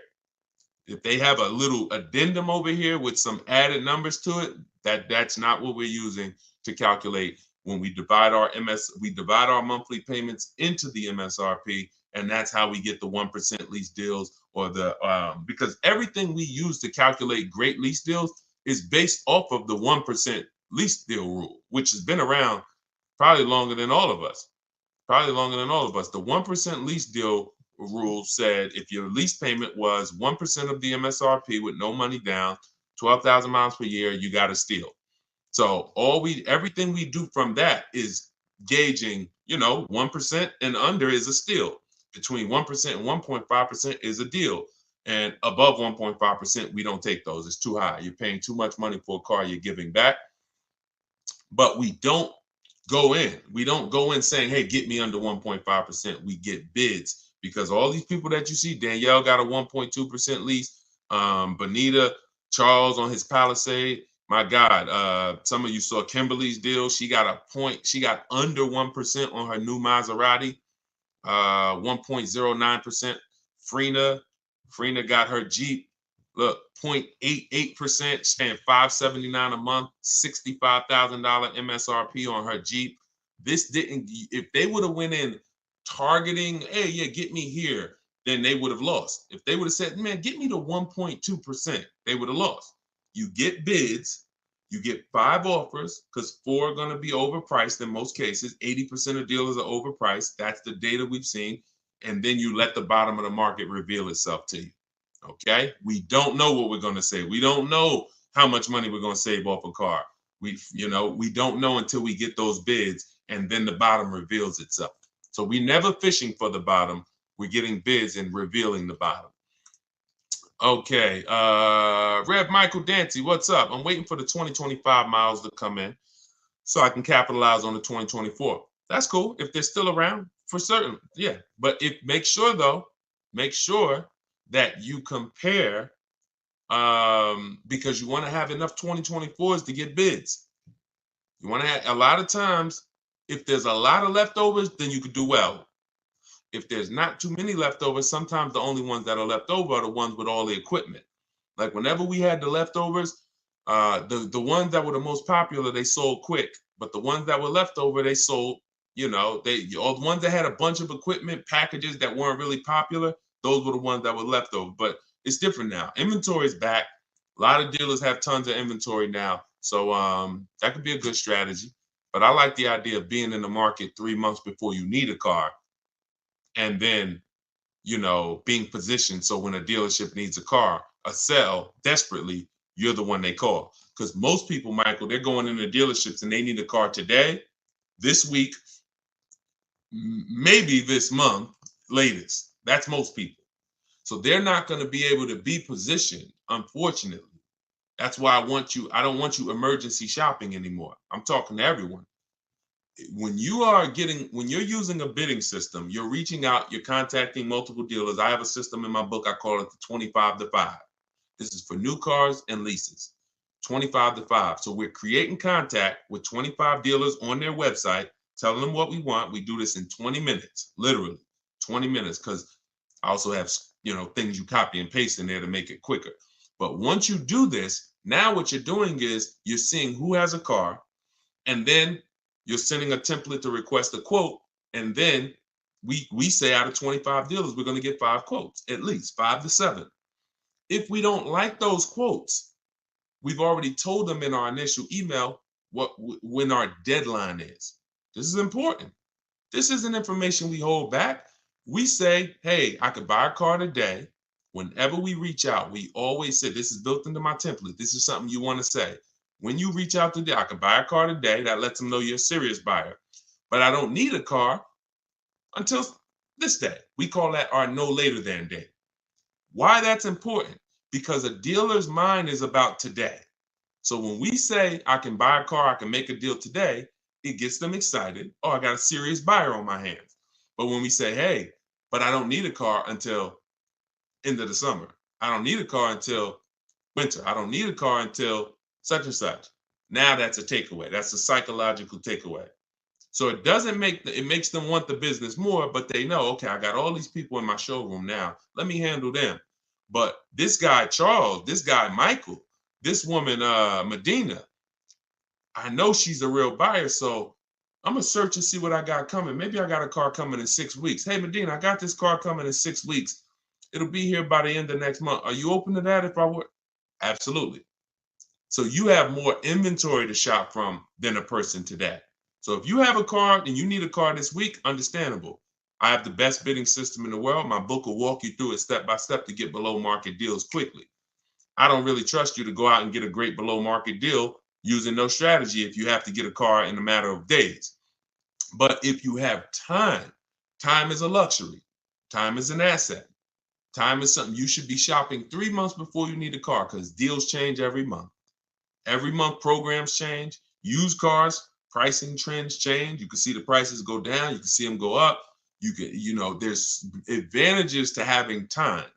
You could also, when we shop for used cars, our best deals aren't when we go to the marketplaces, Auto Trader, Car Gurus, all of these marketplaces we shop on. They're not there. We look at the market and we create accounts. Why? Because once we put in what we're searching for, we get alerts of new inventory. Watch this. If I want, I can't teach you. You can't get a below market deal. Dad, y'all running the lights up on TikTok. Shout out to the people tapping the screen. See y'all. Appreciate y'all. You can't get the first step to getting a below market deal is you got to know what the market is. Because most people are paying market value or above. That's a $3,000 to $5,000 price increase. $3,000 to $5,000 from average market value to above market value. That's what most people are paying with no strategy. Because if everyone was getting below market deals, they wouldn't be below market deals. They'd be average deals. So now the people with strategy that I'm teaching you, the stuff that you're learning, you need to see those above market offers so that you know you're paying below market. Okay? So with a used car, I need to see the low side of the used car market on all these marketplaces. I need to have alerts on so that every single car that pops up, soon as it hits the marketplace, I get a notification of it. Because no one else is going to know the market on this car like you will. Once I walk you through this, once you follow these simple steps and not just winging it, you look at the market. We always sort from lowest to highest price. This is what I did with my Infinity truck I bought a little while ago. And I saw what the lowest prices was, and then I turned on the alerts. So I turned on the alerts, but I saw when I got mine, I didn't need to wait for the alerts because I saw a deal so good, I just jumped on it because I saw it literally in 48 hours. I narrowed it down to my top 4, and it was one deal that was so good. So, but it's a multi-step process. But so here's what. So the point is, new cars and leases, we see below market. The only way to get below market prices is to have 4 or 5 or 6 higher offers. That means you got the below market because I had 4 or 5 or 6 higher offers than the one I accepted. On a used car, I need to see other used cars that are priced $2,000, $3,000, $4,000, $5,000, $6,000 more than the one I ended up getting. Because that's the way it is all the time. And as long as you hold to these rules, you'll understand this is my target. Okay? You only do this once. Once you learn this process, y'all, it's rinse and repeat too. It's harder the first time because this is not my first time. I didn't even know I needed a strategy to shop for a car. But now you see, if I want to save thousands of dollars, get below market deals, I need a strategy. But once you do it, this thing, that's why I can do it in my sleep because I've done this 10, 15 times for myself. I've done it for other people, and I've taught a lot of people to do it. Trust me when I tell you, this is not rocket science right here. Tiffany got my book, and she wrote me, she just saved $6,300, $6,500 off her 2024 Mazda she just got. So, but it's a mindset. Bigger than the techniques. Let's get back to the questions. But bigger than the questions is your mindset set up and focused on below market deals and bids? That's if I had to narrow it down to 2 things, below market deals and bids. And I throw one more in there. Well, which is really bids. Don't talk numbers in the dealership. Everything happens at home. All right. Let's go. Let's go back to the questions. All right. Queens Medina says, so it's not a whole lot of Mazda dealerships in the area for competition. Go wider. Go wider. Go on the website, put your zip code in, go wider. Look, you don't think the dealers know that in your area? So if a dealer knows it's only 6 Mazda dealers within a 30-mile radius, you don't think they know that? Not going to get aggressive. They don't expect someone to drive 100 miles to go get their Mazda. Shonda was getting a Volvo a year ago. I remember this young lady. She was in my, and anyone who wants to know more about my actual video program, my coaching program, you can go to my bio after. Sometime you can attend my free masterclass, Everything You're Doing Wrong, Buying, Selling, and Leasing Cars. That's a 1-hour class. We go very deep, but I got slides, leasing versus buying, very deep. And, but she's in my program. So, but the steps are the same. See, my program, 7 steps. My book, 7 steps, same thing. Just get in where you fit in. So she said she's in Northern California. She said, Deshone, I'm said I'm shopping for this Volvo. No dealer in Northern California came close to this dealer in Southern California. They're saving me like $3,000 above my best deal I got so far. So she had some discounts already. I think her biggest discount was like $3,000, and this dealer was willing to do like $6,000 with all the rebates below MSRP. I said, so what are you gonna do? She said, I just got a plane ticket. It was 70 something dollars. I said, that's what I would do. I would be on a plane, going to pick up my new car, knowing that this $75 just saved me $3,000 on a plane ticket. We got to be willing to go wide, and that's the science of shopping from home.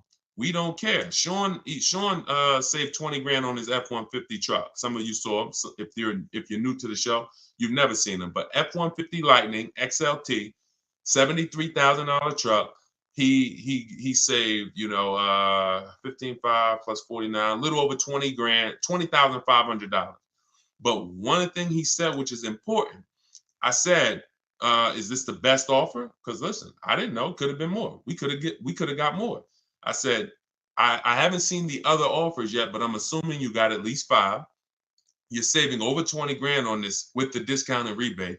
But the only way to know that this is the best deal is to compare to the other offers. Is this the lowest? If so, slam dunk. He said, guess I could have put a little more info. Yes, I got about 15 quotes. Couldn't find anything under MSRP. Follow me. He said, I expanded my search to 150 miles outside my area to find this deal. I'm going to another state to pick this up, which is something I never would have thought of before. You think he cares about shopping cross state lines anymore? You think you get what I'm saying? So it's a program way to shop that makes the dealers money.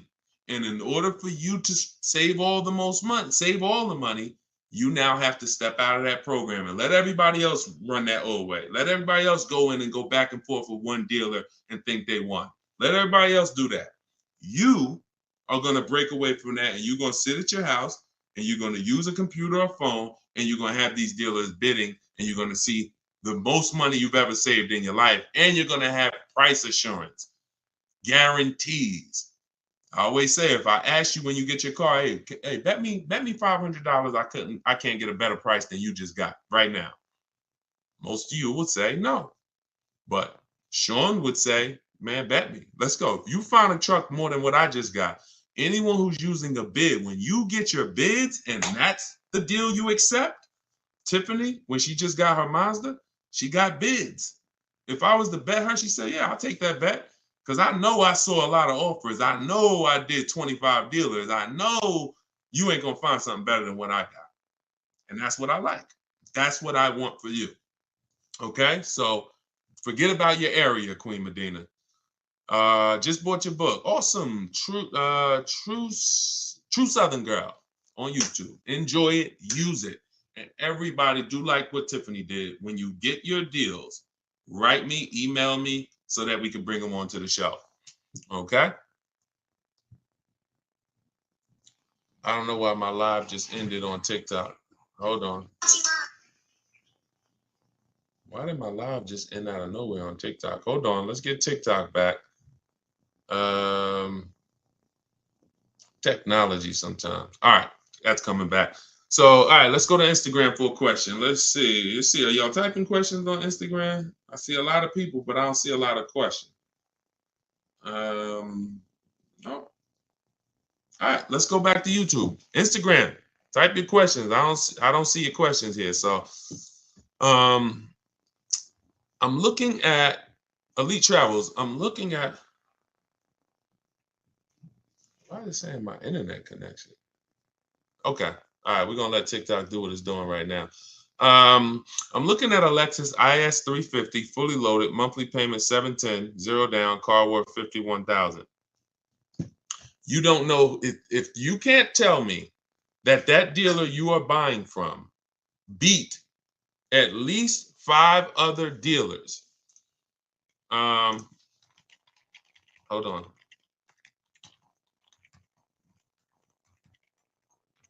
Hold on one second.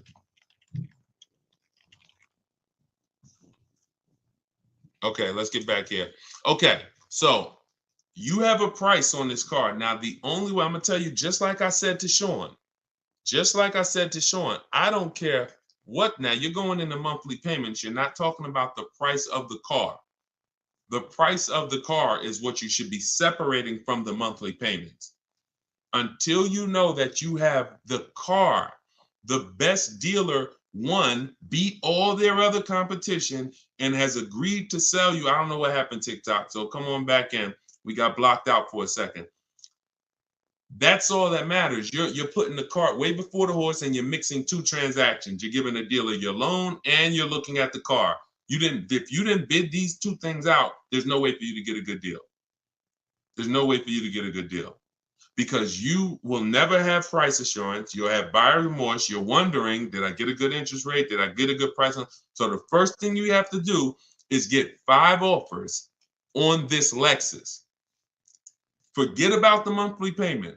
I'm looking for a Lexus IS 350 fully loaded. If you're going to use my way, we're going on the dealer's websites, 25 to 5 in my book, $24 in the comment section. If you're going to do it your way, you're at least going to call, speak to 5 Lexus dealers. You can ask for the sales managers. You're going to get 5 offers, and you're going to compare and find the dealer who's going to sell you the Lexus at the lowest price. And then here comes your loan. Then you come home and you would do what we call the bank bidding war. So we have a process we do where we let an almost unlimited number of people run our credit so that we can bid out our loan. I said earlier in the show, there's people who they don't sell cars, they just want to lend you money. They just want to lend you money. There's a lot of money in loans. $50,000 car, 1 point on the interest rate is probably $1,500. 1 point. Might be even more than that, quite honestly. 1 point. So that means if you end up with a 7.29 interest rate, but you could have got a 6.29 interest rate, that's probably $1,500 at least. God forbid, 2 points. 2 points. So we take the shopping of our loan just as serious as we take the shopping of our car, but we separate them. And so when you come home, after you seal your deal with the best dealer, you reserve the car, say, hey, great, we already got my business. You got the business. I'm now going to get my loan. I'll call you tomorrow. Then we come and we start the bank bidding war. Well, we started before this, but this is round 2 of it. We come home and we call our bank, we call our credit union, we go online, let all the online lenders access our credit. Who's going to give me the best loan for this Lexus that I'm about to pick up tomorrow or the next day? Now, out of all of those people competing, we take the best loan and then we call the dealer and say, hey, this is the best loan I got. If you guys can beat it, I'll give the business to you. That's the bank bidding war because the dealer has another 5, 7, 10, 15 bank that he gives a lot of business to every month that he wants to see if he can beat that and earn your business on the loan. You want people fighting for your business. Everything is a fight. Everything is a fight. So that's what you want. All right. There you go. It's the biggest thing. I used to call these the 3 pillars of great car deals. Who you buy your car from, who you buy your car from, who you get your loan from, who you sell your old car to. You have to bid out each one. And that's how you guarantee you got the best deal. You can't give the dealer all 3 of these and you just work this out for me. No, it's too much money in each of those transactions. And once you do this, you'll see it's easy. Nothing I'm telling you is hard.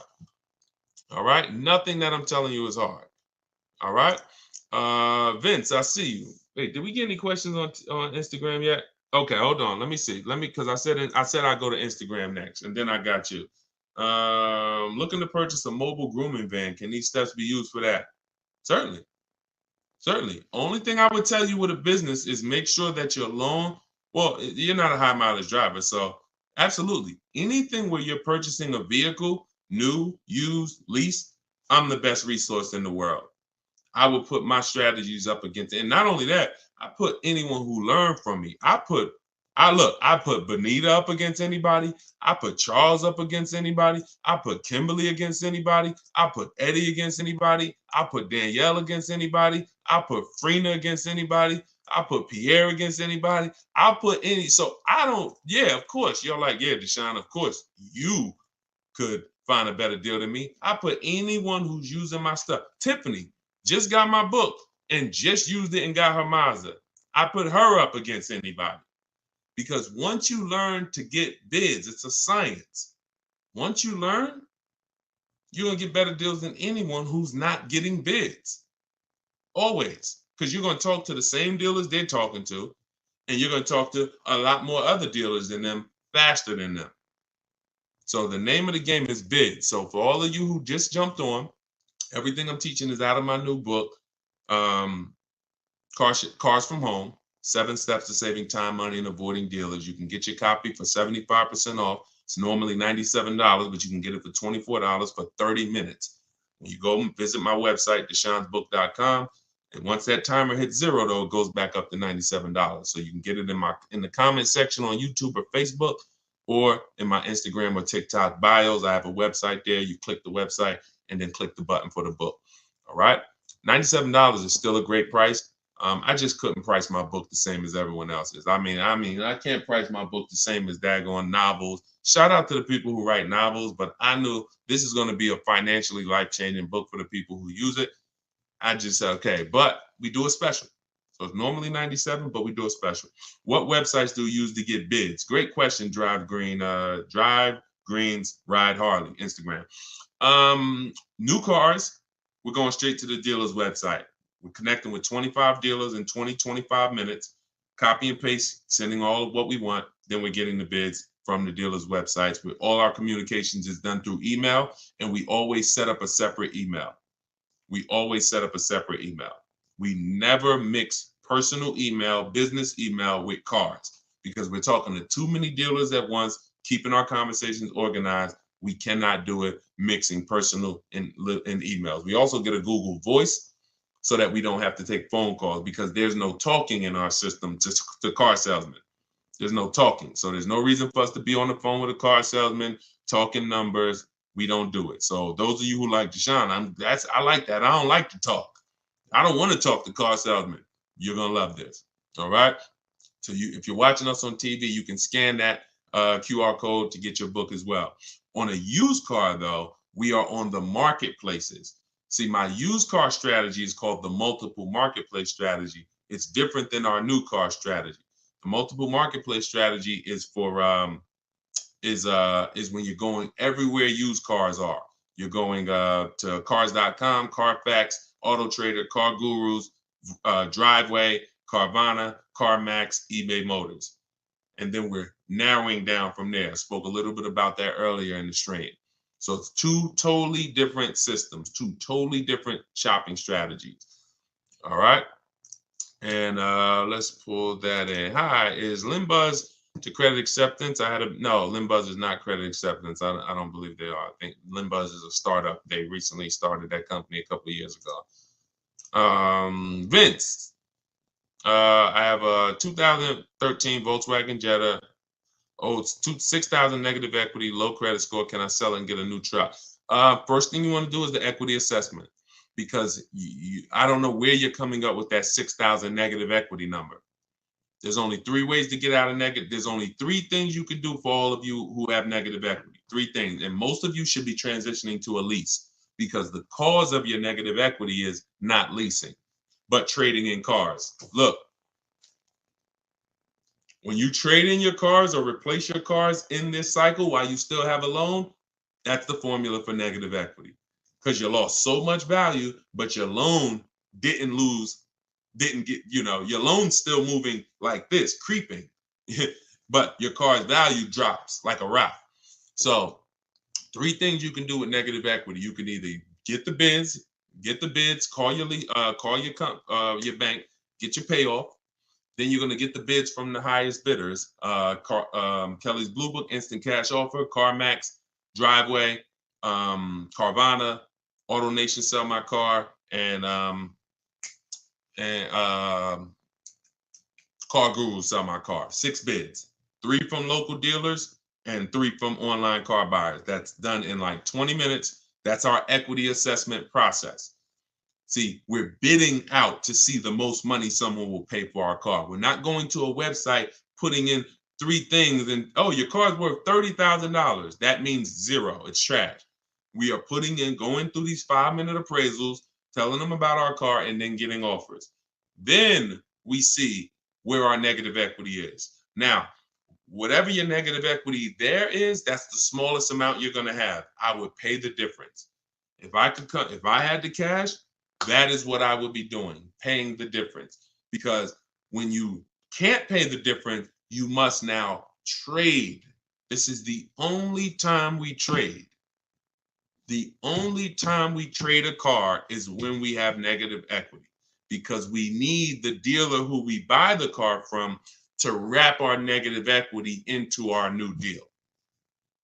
So that's the only time. So if we can't pay the difference after we do the equity assessment, now we're going to now look for our new car. Let's put our old car on hold. I saw my equity, negative equity. I can't pay the difference. Now I'm going to move in to shopping for my replacement car. Once you get your bids, now you look up and you say, okay, this is the dealer that's going to sell me the new car for the lowest price. Now, once you find that, now you're bringing your car over and you're asking them, hey, what could you guys pay me for this? I'm going to add this car to the deal, or have them look at the car, because now don't expect them. You're going to have a higher amount of negative equity, because they're not going to be able to beat the highest offer. If CarMax was the highest offer, they were paying you 20 grand. The dealer who wins your business is not going to pay you 20 grand. It's not worth that to them. They might give you 17. They might give you 18. So don't say, oh, well, CarMax was going to give me this. That's why I told you step 1 is to pay the difference, because those are the highest offers we're going to get. Then if you can't, you bring your car over. But if you have too much negative equity, you're going to have to, you can't do that deal. You can't slap 10 grand of negative equity on a $30,000 car. The bank won't approve it. It's something called loan to value ratios. So when the bank sees, okay, this car is worth $30,000 they're buying, but they're asking us to lend them $40,000. Why? We're not going to do that. You can have a 900 credit score. That's why I call negative equity the bad credit for people with good credit. Because too much negative equity, you'll leave with no car. The bank can't do it unless you put money down. These are also the only scenarios where you must put money down. You can't do a no money down deal, because they're telling you the bank won't approve all of that. So in order for you to get this approval, you got to come up with like 3 grand, because you have too much negative equity. But you still need to bid out who you're getting the car from, because if you bid out, now pay attention here, very important. When you get bids on who you're getting the car from, you never know if that car has rebates on it. You never know if you're going to get how much of a below market deal you're going to get. And the more below market deals you get, the more room you have to bring negative equity over. See, if someone's buying a $40,000 car, but they got it for $35,000, let's use Tiffany, for example. Let's use Tiffany. This is a perfect example, and I've never done this before, but I'm glad. So Tiffany bought a $44,000 vehicle. She got it for $65,000. She got $6,500 off. So now the bank will lend, usually with good credit, 20% above that MSRP. So if her car was $44,000, the bank will lend an additional 9 grand above that number, above the 44. So she got such a good deal. She got the vehicle for $38,000. Let's just say, for an example, she had 8 grand of negative equity she wanted to bring over, and she wanted to do no money down. She'd still be under the loan to value ratios because she got such a deep discount. See, the loan to value ratios doesn't change. If she got a $10,000 discount, that gives her more room if she had a bunch of negative equity. So if you don't know how to shop and get bids for the new car to save all the money, you're really eliminating any, possibility you have to bring over a good amount of negative equity, because you are just not getting enough off the car to make it make sense. So that's why even when you have negative equity, if you can't pay the difference between the car and the online bidders, you still want to take the second part, which is getting bids for whoever's going to sell you the car seriously, because if you don't get a good discount and you try to slap all that negative equity over, they're not going to allow it. And then you're stuck. Or you're not stuck, you just need to stay in that car and pay down the balance more. So those are the solutions for negative equity. And then the biggest thing is stay out of it. Stop buying cars that you're not keeping 8 years. Start getting great lease deals like we teach, and you won't have this problem. Everything we talk about, y'all, is in my new book, Cars from Home, 7 Steps to Saving Time, Money, and Avoiding Dealerships. It's everything I teach in a step-by-step way. Lease deals, selling cars, selling leases, getting new cars, getting used cars, bad credit, high mileage drivers, all in there, broken down into 7 steps for different types of people. So it's normally $97, but I'm gonna post the link in the comments for you guys on Facebook. All right, and YouTube, there's the comment for you. And if you're on Instagram or if you're on TikTok, it's in my bio. You click that link. As long as that timer didn't hit 0 yet, you got your 75% off. You can get yours for $24. And this is what we do all day long. Insider strategies, get through as many as we can. We've been on for about 1 hour and 15 minutes, so we'll wrap for today. When you see the rebroadcast, make sure you tell your friends about it. We rebroadcast these shows all day long, so even if they couldn't join us live, they can get value from the rebroadcast, all right? I'll see y'all in the next stream. Shout out to y'all. Have a great evening. God bless you.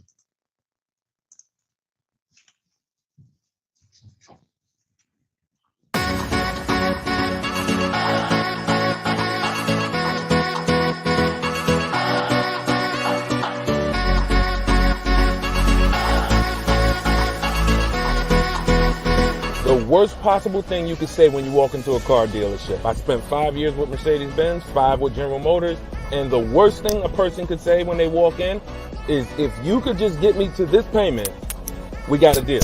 So your loan's probably still like 19, which means you got to pay to get out. You're upside down. It's called negative equity.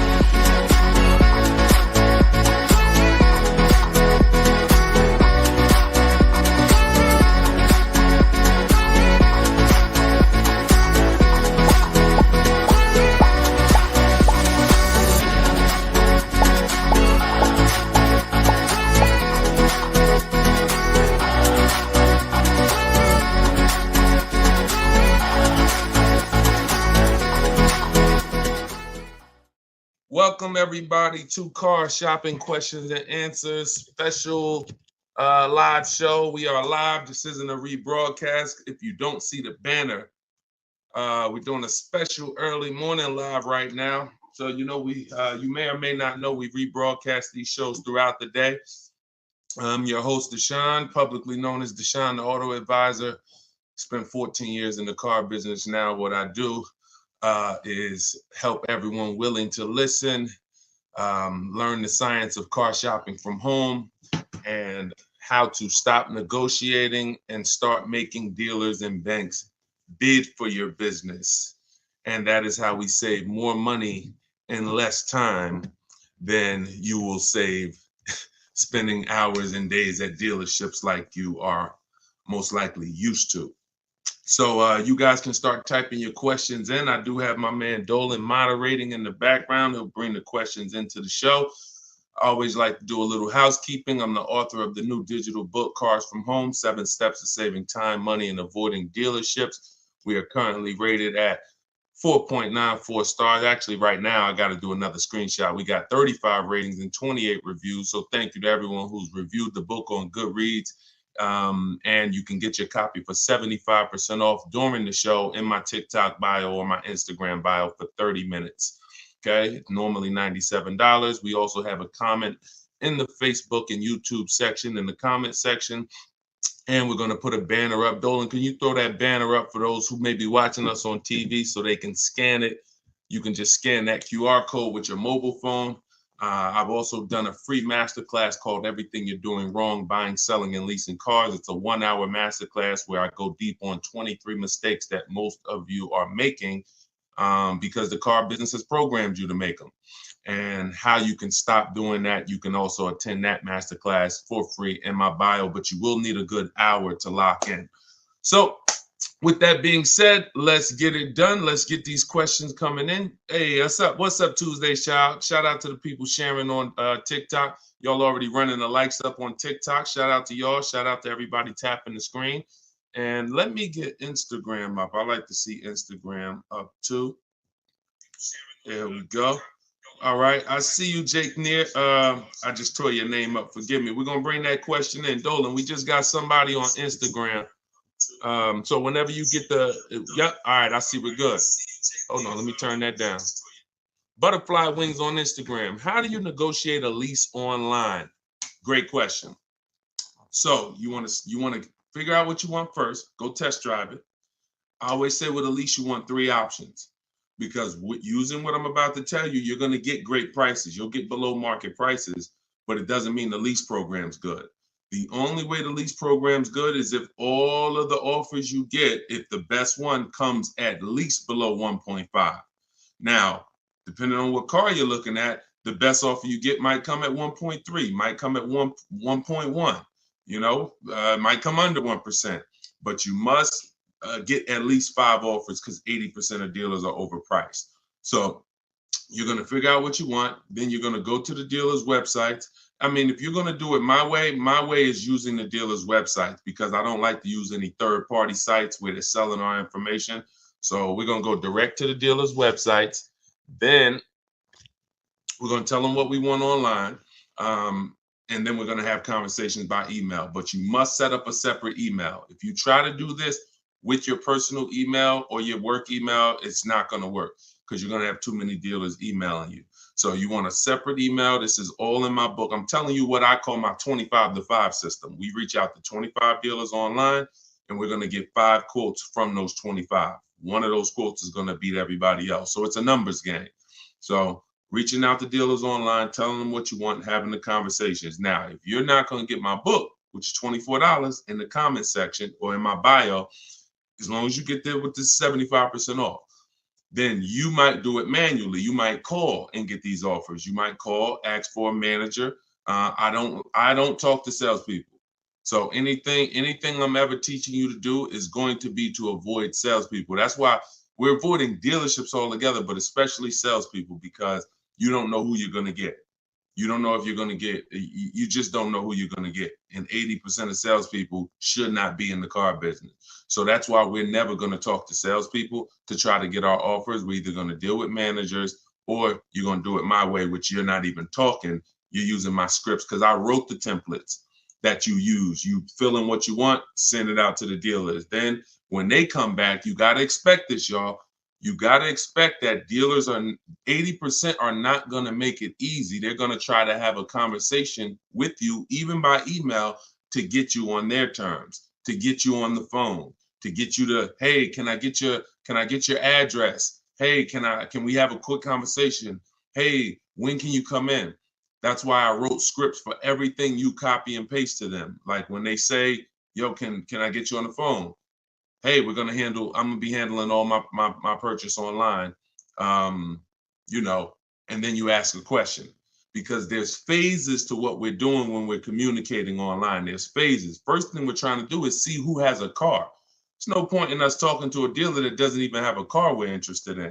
That's why the first thing we're doing when we contact them is letting them know, this is what I'm looking for. These are my options. I'll do a blue, gray, or silver one. These are the packages I'm looking for. That's the first thing. We're letting them know what we're looking for. We're letting them know our deadlines. So if you don't have a car, we're not even talking and moving to the next step. So the first conversation, the first set of scripts that I wrote is to verify who even has a car. Then once we verify who has a car, let's say we connect with 25 dealers online like we do, then you're going to come down and say, all right, and this is the only bad part I'm telling you about calling around. Because if you talk to managers, you don't know who has a car. So that's the first thing. Before you request a quote, get a price, you must verify, do these people even have a car that matches something that I would consider? So once you verify that, now it's time to request the offer. And our goal is to get at least 5 offers, 5 to 7, because 80% of dealers are going to be overpriced. And you need to reveal that to yourself. When you start seeing these offers, how am I looking at the same car? One person is $20,000, another person 23,000, another person 25,000. That's the way it works. You know, Tuesday Shout, this information is priceless. I appreciate you. That's what we do. And we only do it for the people who are locked in. A couple of you are locked in, and that's who you are, who I'm here for. So so that's what you want. You could either do it manually or you could do it my way using emails. It's up to you. But I didn't want you talking, because I know the more you talk, the more you're going to mess up the deal. No offense, I wouldn't talk. I'm a great negotiator. I wouldn't talk. The more I talk, the more I'm messing up the deal. The more I give up. We don't want to be in a verbal battle. Because again, we're not negotiating traditionally anymore. We're not doing what's called one-to-one negotiations, where you're sitting down with one person looking to get a deal. We're doing what's called one-to-many negotiations, which is how you save the most money, because when other people know you are shopping multiple offers, they're kind of negotiating against each other versus negotiating with just you. So, all right, that's how you got to do it if you want to do it quick and save all the money. Okay, go ahead, Dolan, shoot the next one in. We are live. I know y'all are not used to seeing us live this time. Whenever you don't see the banner above me that tells you the times we're live, that means we're live. So we're just doing a special early morning here on the East Coast live. But you know, we do broadcast these shows throughout the day, so you can be seeing this at any time. And we found that a lot of people get value out of the live show or the rebroadcast, because the people who are live with us are actually asking the same questions that people would be asking, you know, whether they're watching the rebroadcast. Okay, this is from Instagram. My lease is ending in October. I received a text from my dealer that they have great deals available. Absolutely. Should I even explore those offers at this point or wait until my lease ends? That's a great question. Would you ever get a text that said, we have bad deals right now? No, right? The only text you're going to look, who's getting calls right now from dealers, just so we can let this young man or I can't tell by your name, just so we can let this person know that it's not just them. Who's getting texts, emails, phone calls right now? We have great deals right now from the dealer who sold them their car. Type me if you are getting those calls or texts. All right. Look. Look, on all the platforms, we got people typing me. So you understand, it's not just you. These are automated things. Even when they call you and say, hey, look, look, everybody. Even when they call you and say, hey, your 2019 Subaru Impreza, that red one you got. Matter of fact, you could have the most one-off color. You know that lime green Subaru Impreza you got? I got somebody looking for that exact car. This is all automated stuff. This is all templates. That's the reason why we use templates. That's the reason why I want you to use templates. The templates in my book, because this is copy and paste. Hey, Jim, the deals are great right now. Hey, Jane, we could get you out of your lease early. If we could just have a short conversation. So before you even think about anything, I need you to never fall for that. Never think this is an isolated thing for me. This is a template that goes out to thousands of people, and my name and information is filled in, even when you get letters to your house. So now we don't want to emotionally react to anything when it comes to car dealer marketing, because it works very well. It works on the public very well. That's why the showrooms are packed at the end of the month, at the end of the year. That's why it's marketing. It has nothing to do with getting great deals. Now, what you should be doing is controlling your deal. First thing you're going to do is decide whether you're leasing or buying again. If you're not buying your car to keep it 8 years to beat depreciation, then you should not be buying. You should be leasing. So if you're already in a lease and things haven't changed, like me and my wife, we went from leasing. We leased our last five cars. And then, I noticed my wife kept getting the same color vehicle. I said, look, do you really want a new vehicle every couple of years? She said, I could keep a vehicle 8 years. So we ended up buying something. So once we decide we're long-term, we're going to beat depreciation, that's the purchase route. Now, if we're not, we're leasing. So once we are shopping for, once we decide that's step one in my process. See, I want you guys to get familiar with shopping with a process versus just winging it. Step one is leasing versus buying, because if that's the foundation of your car deals, if you structure your deal incorrectly and you purchase what you should have leased, there's no way for you to get a great deal. You're going to overspend by thousands of dollars. Doesn't matter. Okay? Doesn't matter. So now, once we move past that, we need to do an equity assessment. We need to see, can I get out of this lease early, or am I going to wait until the end? That's the simple answer you're looking for. Now, there's three types of equity assessments. There's equity assessments for people who have leases that they need to see if there's any money in them. There's equity assessments for people who have vehicles they own or finance. And then there's equity assessments for people who have third-party restrictions on their leases. There's three different routes depending on what situation you're in, but it doesn't change the fact you're getting bids for the vehicle you have. That is the name of the game, getting bids for the vehicle you have. So you're going to call your bank. In your case, I'm going to tell you how to do the lease equity assessment because you don't own this vehicle. So somebody else on here, if you want to ask a question about, okay, Deshone, well, I need to replace my car, but I own it, or I'm financing it, then you can ask that question. But in your case, what you're going to do is call your leasing company, get your payoff, and then you're going to ask them, do I have a third-party restriction? Now, if they say, no, you don't have a third-party restriction, great. You're going to simply go to get the 6 bids from these 6 companies: CarMax, Driveway, Carvana, Kelly's Blue Book Instant Cash Offer. The Kelly's Blue Book Instant Cash Offer tool, where they connect you with a local dealer who makes you a cash offer, and AutoNation, Sell My Car, and Car Guru, Sell My Car. The last 3 connect you with a local dealer to get a bid. The first 3 are online car buyers. These are the most savvy car buyers. They cut checks instantly. This isn't like listing your car privately. This is like, hey, I come in, I see you do an inspection, I leave with a check. So these are the bidders right here. So this takes 20 minutes. When you go on these websites, you're going to see a question that says, is your vehicle owned, leased, or financed? You want to put owned. You want to put owned.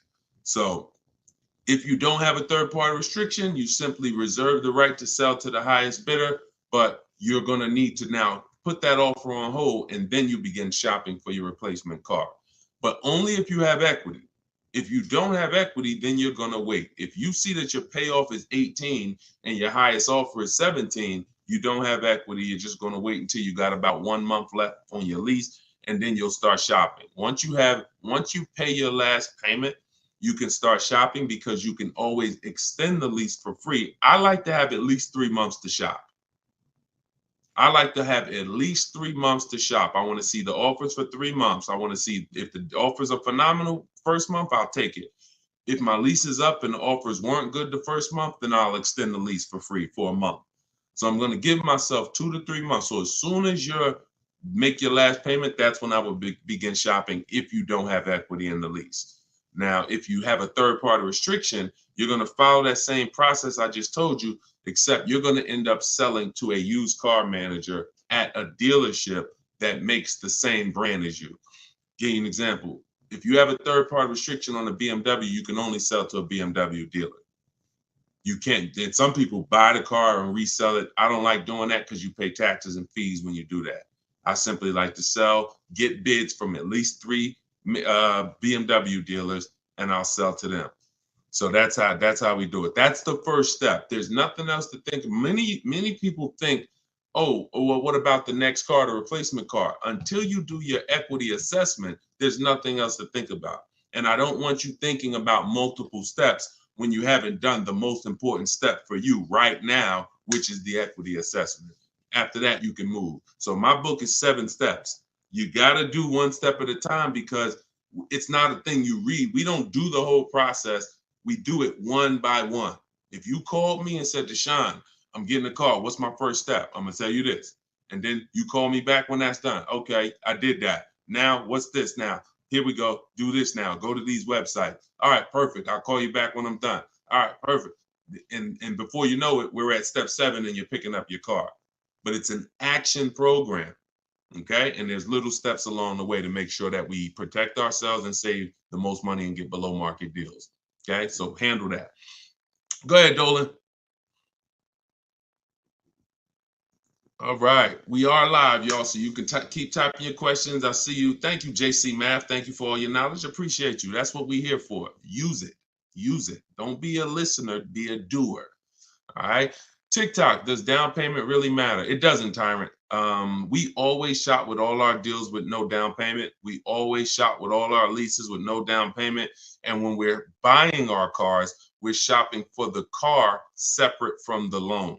So you have to understand something. The reason why you get down payments mixed up is because you mix the buying of the car with the getting of the loan. You're in the business of getting the loan from the dealer, and there's nothing wrong with that if it's done correctly. We do not shop and say, okay, how much is this car a month? And can I get it with no money down? No, that means you're mixing two things. I want to buy a car from you, but I'm also going to give you my loan as well. I want you to just mix it up.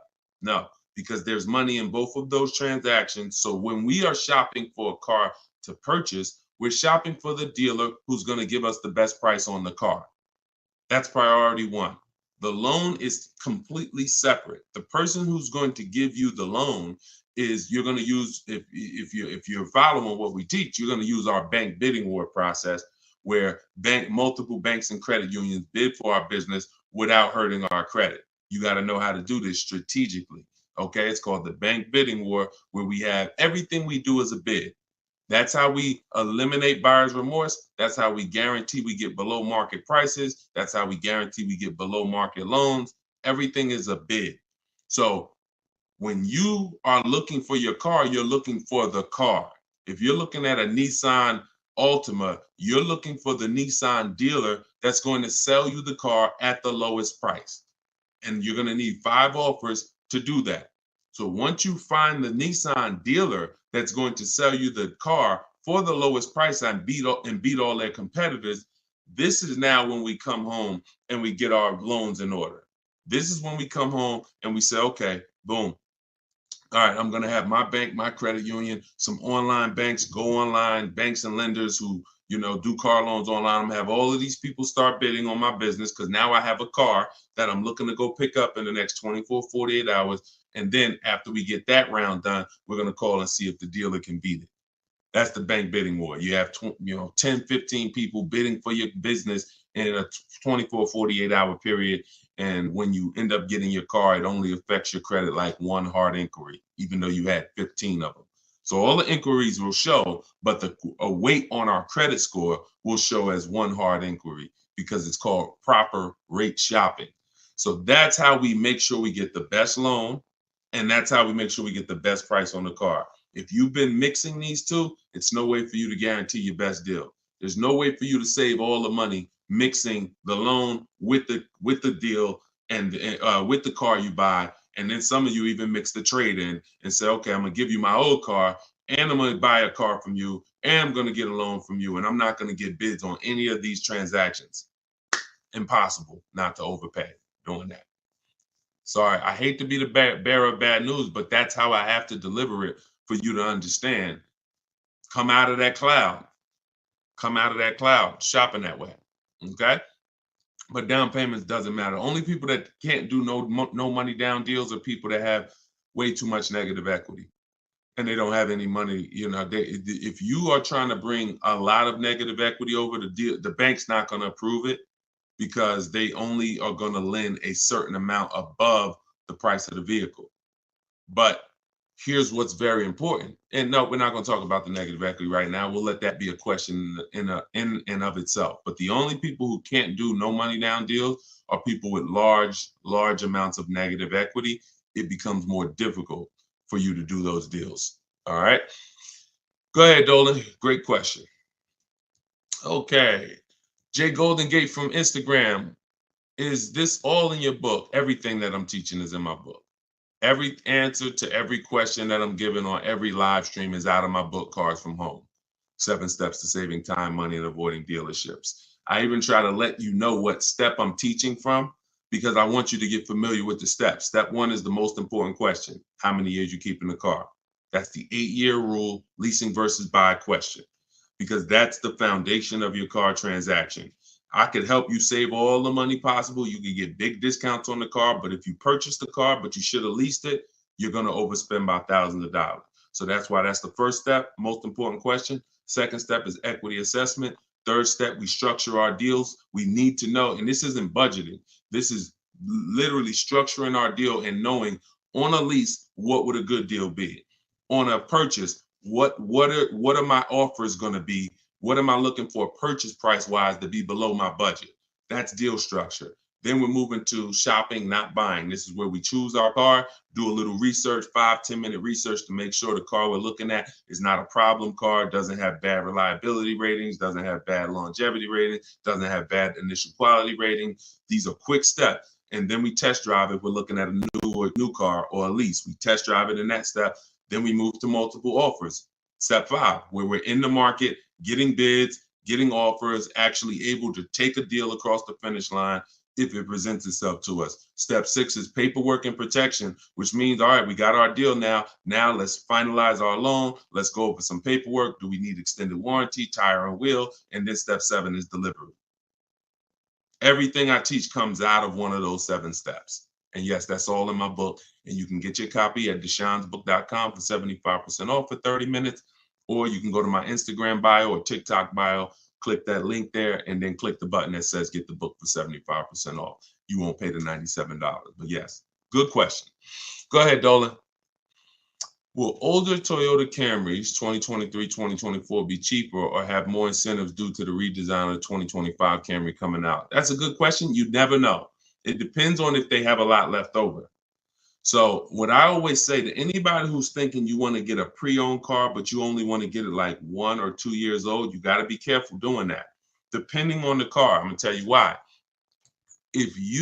I've had people who wanted to get a new one. I mean, a 1 or 2 year old one, but I say first of all, you're not going to have enough inventory to properly gauge what below market is on those vehicles. Because the only way dealers get pre-owned cars is somebody trades it in or somebody returns it off lease. So if or they buy it from an auction, which means somebody had to replace it. Somebody had to get rid of it. So you don't typically see people replace their cars in 1 or 2 years. So that's why you don't see a lot of 1 or 2 year old vehicles. So what I always say is you need to be running the prices on the brand new ones. Now, in the case of a redesign, maybe you don't see too many incentives, but you still never know. We had somebody hop on the show 3 days ago, and she said that she got a brand new BMW X4 M Edition, popular truck, new, and she's saving $7,000 on that particular vehicle. So you just never know. But there are vehicles out here where you can save thousands off a brand new one. So give you an example. Somebody, Frena, she leased her Jeep. She probably got 10 grand off the price. Okay. And some of you know, if you've been on the stream before, that I regularly share people that get, on certain cars, you get 20. I mean, Kimberly's Maserati, she got 20 grand off. Sean, he got 20 grand off on his F-150 Lightning. So you don't know what you're going to get until you get into the market and see what the demand is for that vehicle, and see what the rebates are. You don't know until you get all those offers. None of those people knew they were going to save 20 grand. No one knew they were going to save 10 grand, 7 grand. They only get in and then they get the offers and they see this is their best deal. So if I end up being able to save 7 grand off a new one, then what should I pay for a 1 year old one? That's the point. If the new market, if I don't have enough inventory to compare the 1 year old ones, because you're not, then I can only compare it to the new market. So if you do it my way, it takes 60 to 90 minutes to get all these offers. before one trip to the grocery store, sitting down at your computer doing it my way, you'll be able to see what the market is for any vehicle. And when you really get quick, you'll be able to do it in like 45 minutes, copying and pasting. So once you see that, if the new market for the car is $7,000 off, how much should I pay for a 1-year-old one? Well, it better be at least 10, maybe 11, because a brand new one is $7,000 off. Now, opposite is true. If I could only get $2,000 off sticker, that's my best offer. Then maybe, okay, maybe a 1-year-old one I'm looking for $7,000-8,000 off sticker, $9,000. So you got to know what the new market is, because the worst mistake you could make is to get a 1 or 2-year-old pre-owned car that has a heavily discounted new car market that has $5,000 rebates on the new car. Think about Sean. I want to use an extreme case, but even cases that are not this extreme will still make a huge difference. Sean, he saves $20,000 off his F-150 Lightning. What happens if somebody said, now that's a $73,000 vehicle I'm showing on the screen. What happens if somebody says, well, I want a 1-year-old one or a 2-year-old one? Now they think, all right, I'm gonna go and look for one that's probably about 50, 55. Now they go pay 55 for a 2-year-old one. But Sean, getting his bids and revealing what the below market prices are on a truck like this, he saves $20,000.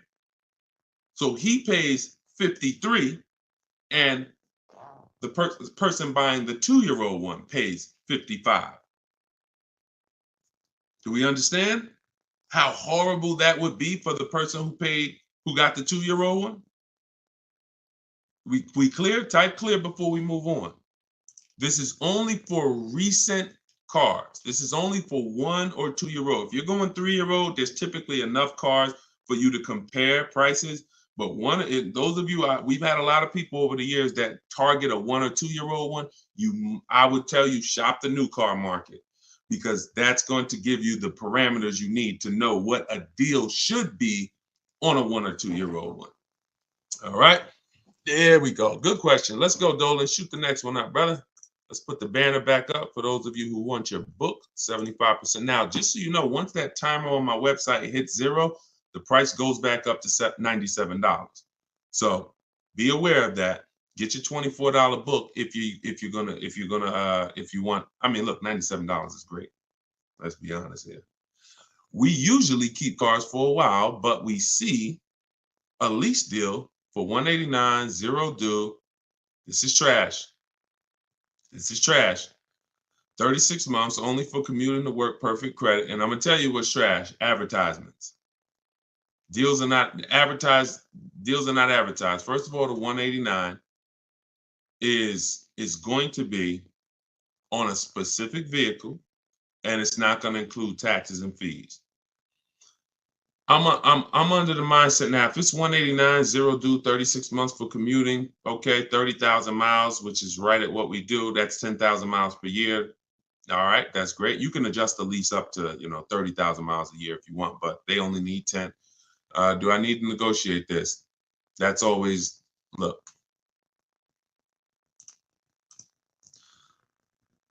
I'm gonna tell you this. So Frina called. She's in a group that we have here. Now Frina was shopping originally for a Jeep Grand Cherokee Limited because she had one already. So she posted to our group. She said, Deshone, the best offer on a Jeep Grand Cherokee Limited I got out of all my offers was 1.2. I said, that's still good. She said, yeah, but she said but the dealer is saying that they have another model that they could do better on. They said they could probably get me to 1% on that. I said, okay, you need to shop that offer again.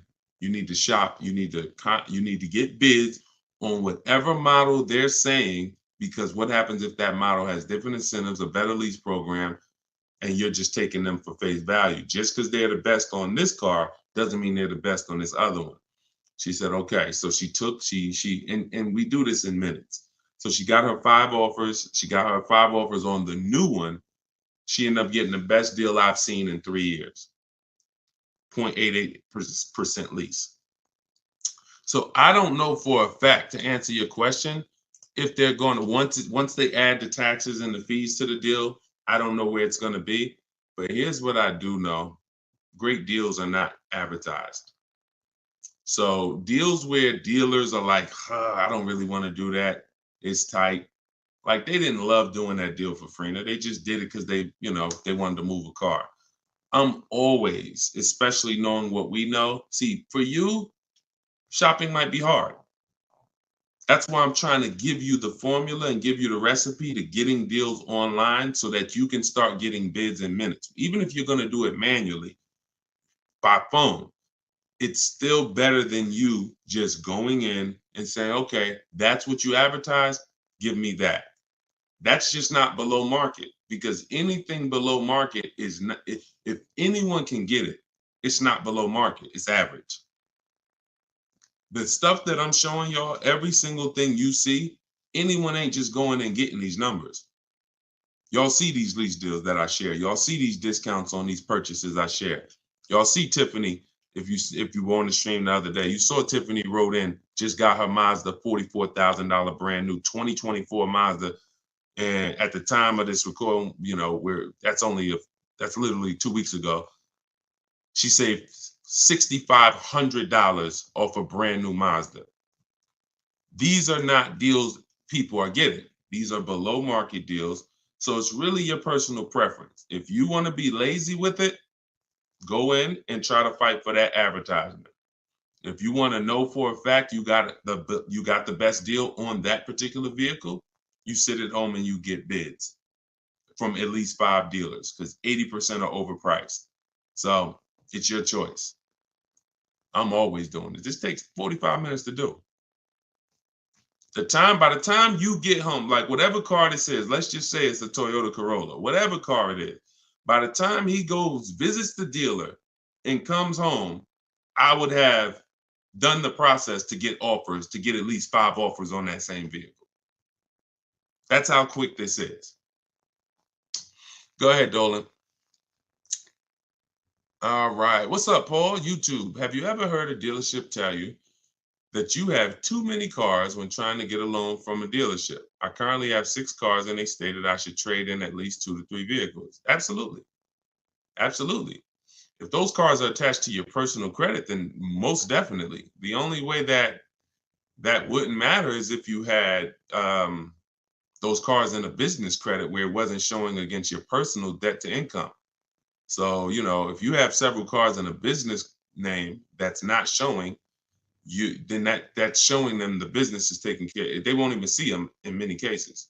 So if you have, 6 cars on your personal credit, of course, at any given time, God, if any one of those lenders is taking a risk, because what happens if the economy shifts? What's the chances that he's going to be able to pay 6 cars? So for sure, your best bet is going to be trying to, secure outside funding, outside financing. But that's what we would do anyway. We would always be shopping for our credit, our loans separately, and then giving the dealer the chance to beat it. For sure. And if you can support that, if you can show the income to support it, but it absolutely is very risky from a lender's perspective. Very, very risky. You just need to find the right lender at this point who is willing to take the risk, because obviously most people, it's hard to get a second car. Second car is hard because they're looking at normal people. Normal people are not going to be able to support a second car. Maybe a second car though, a third, a fourth, a fifth. No, I don't even know how you got those done, but however you did, it's income. I mean, I've had people make, $800,000, $900,000 a year. Okay, so it's all income based. So I'm not going to sit up here and tell you I don't know how you got it done. If a bank sees that you make $500,000 a year, and you're bringing in $10,000 a week, and they say, okay, $40,000 a month. Okay, car payments are $3,000, $4,000, $5,000 even. Okay, but you're going to reach a point where they're going to start to see that, okay, this is too much risk. So I wouldn't be dealing with dealers, banks, especially if they're telling you trade 2 or 3 cars. You need to find a bank or a financing source that's going to be comfortable taking that type of risk. And that's it. Go ahead, Dolan. And if you're using those for business, you should really try to get them in a business name. Is your book only digital, or can I get a hard copy? It's only digital, because there's nothing that I can do. First of all, there's so many reasons why it should not be a hard copy. One, the car business changes. My strategies and steps don't change, but the websites we use change. Vroom used to be one of our bidders. Vroom went out of business a couple months ago. So if you had a physical book that you were reading, you'd be going to Vroom and getting we don't do this anymore. So templates, I link you to templates that you scan, you're copying and pasting. I'm linking you to Google Documents. I'm linking you to videos that's in my video library. There's things that I'm linking you to throughout the book. Plus, you jump from a section, like it's like a warp zone. If anybody ever played Mario, when you get to a part where I'm asking, where the most important question is, how many years are you keeping the next car? If your answer is less than 8, you click a link and you're going to the lease section. If your answer is more, eight or more, then you click this and you're going to the purchase section. So it's an interactive book so that you're not reading. It's no way. I don't want to be a person who's leasing a car. I don't want to be a person who's purchasing my car and I'm kind of skipping all this information about leasing that's not relevant to me.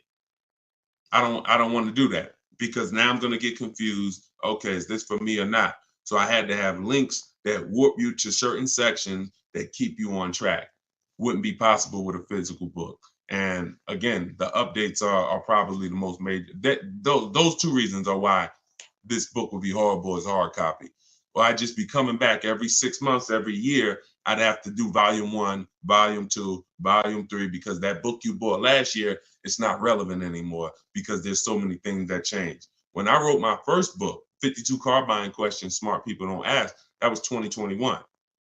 2021, that was a digital book as well, but the format of it was so rigid. Once things changed, I couldn't change it. I had to totally write a whole nother book. Plus, I wanted to do it step by step. But back then, TrueCar had more power than they have now. That TrueCar has no power now. So all of these things, the market's changed. So we need to make sure that all the information we're giving is able to be updated. So when you open the book a year from now, it's relevant. And that's because we're updating the main file. Could never do that with a hard copy. All right, legit question though. Go ahead, Dolan.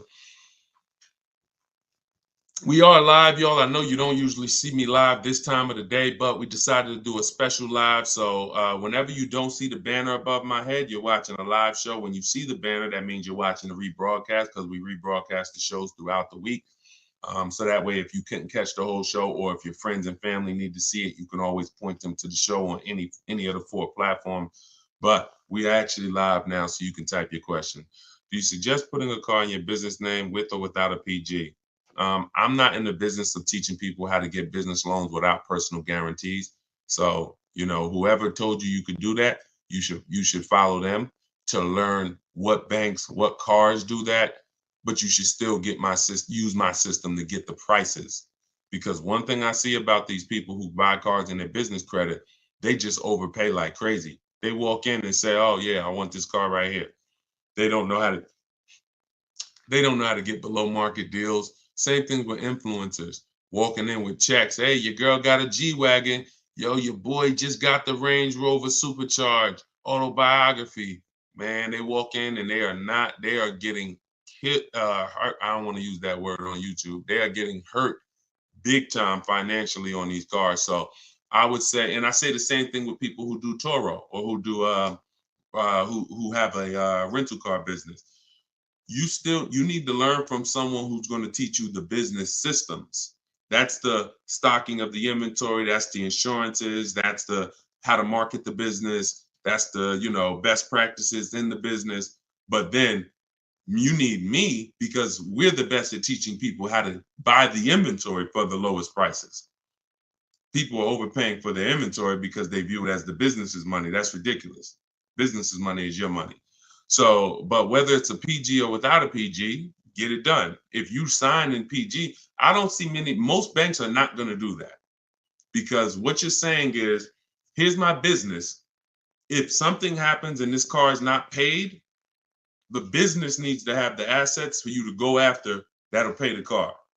If the business doesn't have the assets, the bank is saying, we're coming after somebody who has the assets. That means you could just be like, one day, all right, I'm not paying for these cars no more. Take them back. And then there's no recourse. Most banks are not going to do that at all. But some will. If some are doing it, just find the people who's teaching you which banks do it and follow them. Okay? It's up to you. I've had plenty of people buy cars in their business name, personal guarantee it, and it doesn't show in their debt to income. And now, very important before we go to the next question, if this is your goal, you need to call the finance manager at the brand. So if you're like, oh, I want a Honda, you need to talk to a finance manager at a Honda dealership and say, if I buy a car in my business name and personal guarantee it, will it show against my personal credit? Because it will with Mercedes as far as 2019. And I learned that the hard way. Me and the customer. I said the customer was buying cars in their business name, real estate developer, and he came and he got a Mercedes Benz. He put it in his business name with the personal guarantee, and it's still reported on his personal credit. Then the finance manager told us, hey, just so you know, yes, it does still show. I'm like, we should have known that before. That's something we should be telling customers before they ever apply, because they're only applying in their business name because they don't want it to show against their personal debt to income. So always double check with a finance manager in the brand, okay? Everything that I learned the hard way, that's what I teach and warn against. So everything, negative equity, leasing, it was all based on mistakes that I saw people making. And I said, okay, how do we get into this? All right, now I need to teach people to do different things. Okay, go ahead, Dolan. Shoot the next one up. All right, keep typing your questions, y'all. TikTok, Arthur, what's going on? Yeah, I don't see a lot of questions on TikTok. What's up? Although y'all are running the likes up, appreciate you tapping the screen. See, well, here's what I say. Every time you hear something you like, every time you're like, oh, that makes sense, just tap the screen. It just runs the likes up and it lets TikTok know we talking big business over here. So I appreciate y'all. Arthur from TikTok said, what's the best way to handle being upside down? Ride it out? That's a good question. Now, that's the third choice. The best way, so what you got to know for those of you who are upside down in your loans, you have cars, do your equity assessment. I talked about the equity assessment at the beginning of the show. Do the equity assessment. Once you see that you're upside down, if your highest offer is 20, but you owe 24, you're upside down. If you could pay the difference, that's the best way. If you could pay the $4,000 outright, that's the best way, because the second option, you're going to have more negative equity than $4,000, because the bidding system is meant to reduce your negative equity by maximizing the price you get for your car. So in order to maximize the price we get for our car, we must get bids. So once we get the bids, we move on and say, okay, I can't pay the difference. Now I have to, I can't even say the word. Who knows the word that I hate using? Starts with a T. We don't do this. Only in these scenarios. Only in these scenarios. Only when you have too much negative equity, you can't pay the difference. You have to do the T word. What is the T word? Anybody know? We might have a bunch of new people on here. They're like, no, Deshone, this is one word we don't do. Okay, nobody? All right. It's trade. It's trade. Yes, just Neil. Yes, exactly. It's trade. Because what I always say is you're not going to get the most money trading anything. If you got a phone, a cell phone, and you want to trade it, you're not getting the most money for it. Putting it on the market and getting offers, that gets you the most money. So when you say, okay, if I would have took the highest offer from the bidders, then I would only have $4,000 negative equity. Most likely when you end up going this route, you're going to have 5 or 6, because you need a dealer who's going to wrap your negative equity into the new deal. So basically what you should be doing is leasing, There's no reason. 99% of the time, the reason you have negative equity is because you buy cars and replace them quick and you don't lease. That's the I could see if I'm a doctor financially, I'm going to treat your problem, which is what we're doing. Here's what you could do. You could do some antiseptic. You can use this. But here's what's causing the problem. Okay? So once this thing is healed, you need to know, because if you don't know what's causing it, you're going to be back in this situation again. Short-term owners, you don't keep your cars more than 8 years. You take out 5-6 year loan, you trade them in. Doesn't matter. You're losing too much value in the short term, and that's why you have negative equity all the time. So now let's go a little deeper on this option 2 for negative equity, because there's going to be a lot of people who have it.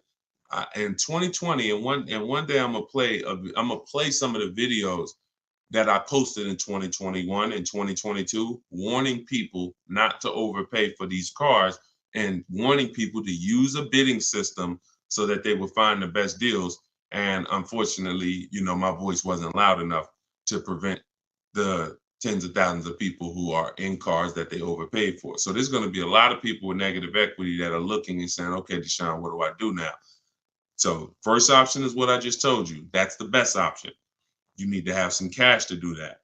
Second option is, all right, now I'm going to shop for my car. And then I'm going to and this is important. Let me show this for an example, okay?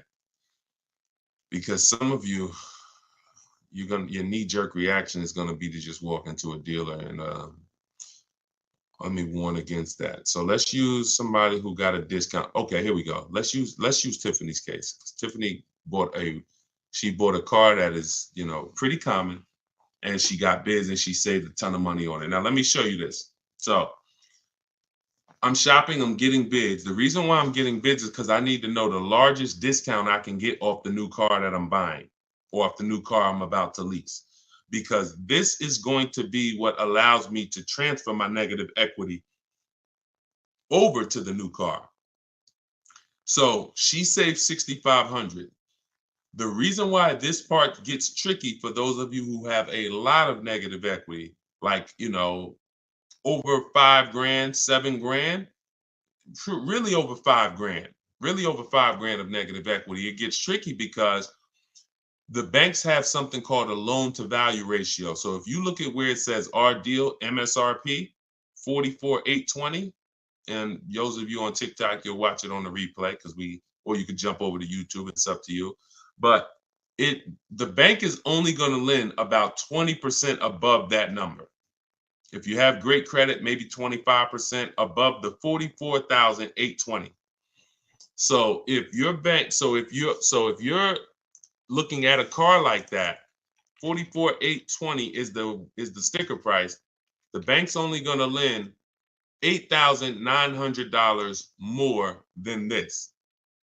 Now, this applies to people who are trying to do no money down deals. You got to realize taxes go on top, fees go on top, probably $1,000 in fees, documentation fee and motor vehicle fees. So between taxes and fees on this vehicle, that's probably another $4,500. So if the bank is only going to lend a certain amount over that and taxes and fees are 45, you really could only put like another 45 grand, $5,000 of negative equity before you are capped. That's why I said, coincidentally, works out perfectly on a vehicle like this. You can only roll over about $5,000 of negative equity before you're going to blow out the bank's loan to value ratios, and they're going to say, oh, we can't approve that. We need you to put money down. So, but if you use the bidding system and you saved all the money that she saved, look at where your loan to value ratios is. Her starting price is 38. So literally she can remember, the bank's going to lend 49 on that $44,000 vehicle. The bank's going to lend 49. That means she could theoretically, she could have put 10 grand. She could have put, $7,000, $8,000 of negative equity because the discount she got. So the discount you get affects how your overall deal, if you didn't get a discount because you don't know how to shop, and then you're trying to throw negative equity, now you're stuck, or now you got to put money down. But when you're shopping, getting bids, you get all the money off that you possibly can, and now you can throw you can throw larger amounts of negative equity. So somebody who didn't get a discount on that car could only put $5,000 negative equity on it. They could only transfer $5,000 of negative equity over. Somebody who got the discount Tiffany got, they can slap $10,000 of negative equity on top. So that's what you need to know. You are always going to get bids. If you need to replace negative equity, you're always going to get your bid. If you're using my way, you're only going to get bids. You're not going to ever accept a deal without at least 5 offers. But when you start getting your 5 offers, for those of you who have negative equity, you're going to see it makes it a lot easier for you to transfer your negative equity over and still do a no money down lease. Because God forbid, if you put tons of money down on a lease and it gets totaled, you lose that money. So if you have to put money down, $3-4 to get it approved, then the vehicle gets totaled, you lose that money because you have to go shop again. But if you put no money down, you rolled over all the negative equity and the vehicle gets totaled, you walk away and you're fresh. Whole different positioning, whole different leverage, whole different exposure. If I just rolled $7,000 over of negative equity to this lease I'm driving, God forbid the vehicle gets totaled, none of my money's in it, I'm out the negative equity. And like, it's a blessing. As long as I'm not hurt, praise the Lord, it's a blessing. So this is financial strategy. I'm a strategist. So that's what you do. Those are the 2 ways to get out of negative equity. You pick your choice. And if you can't do either, then you got to stay and you got to pay down the loan. That's the third option. But once you're out of negative equity, get out of it and stay out of it. Most of you should be transferring that negative equity to a lease. And that's gonna solve your problems in the long run. Go ahead, Dolan.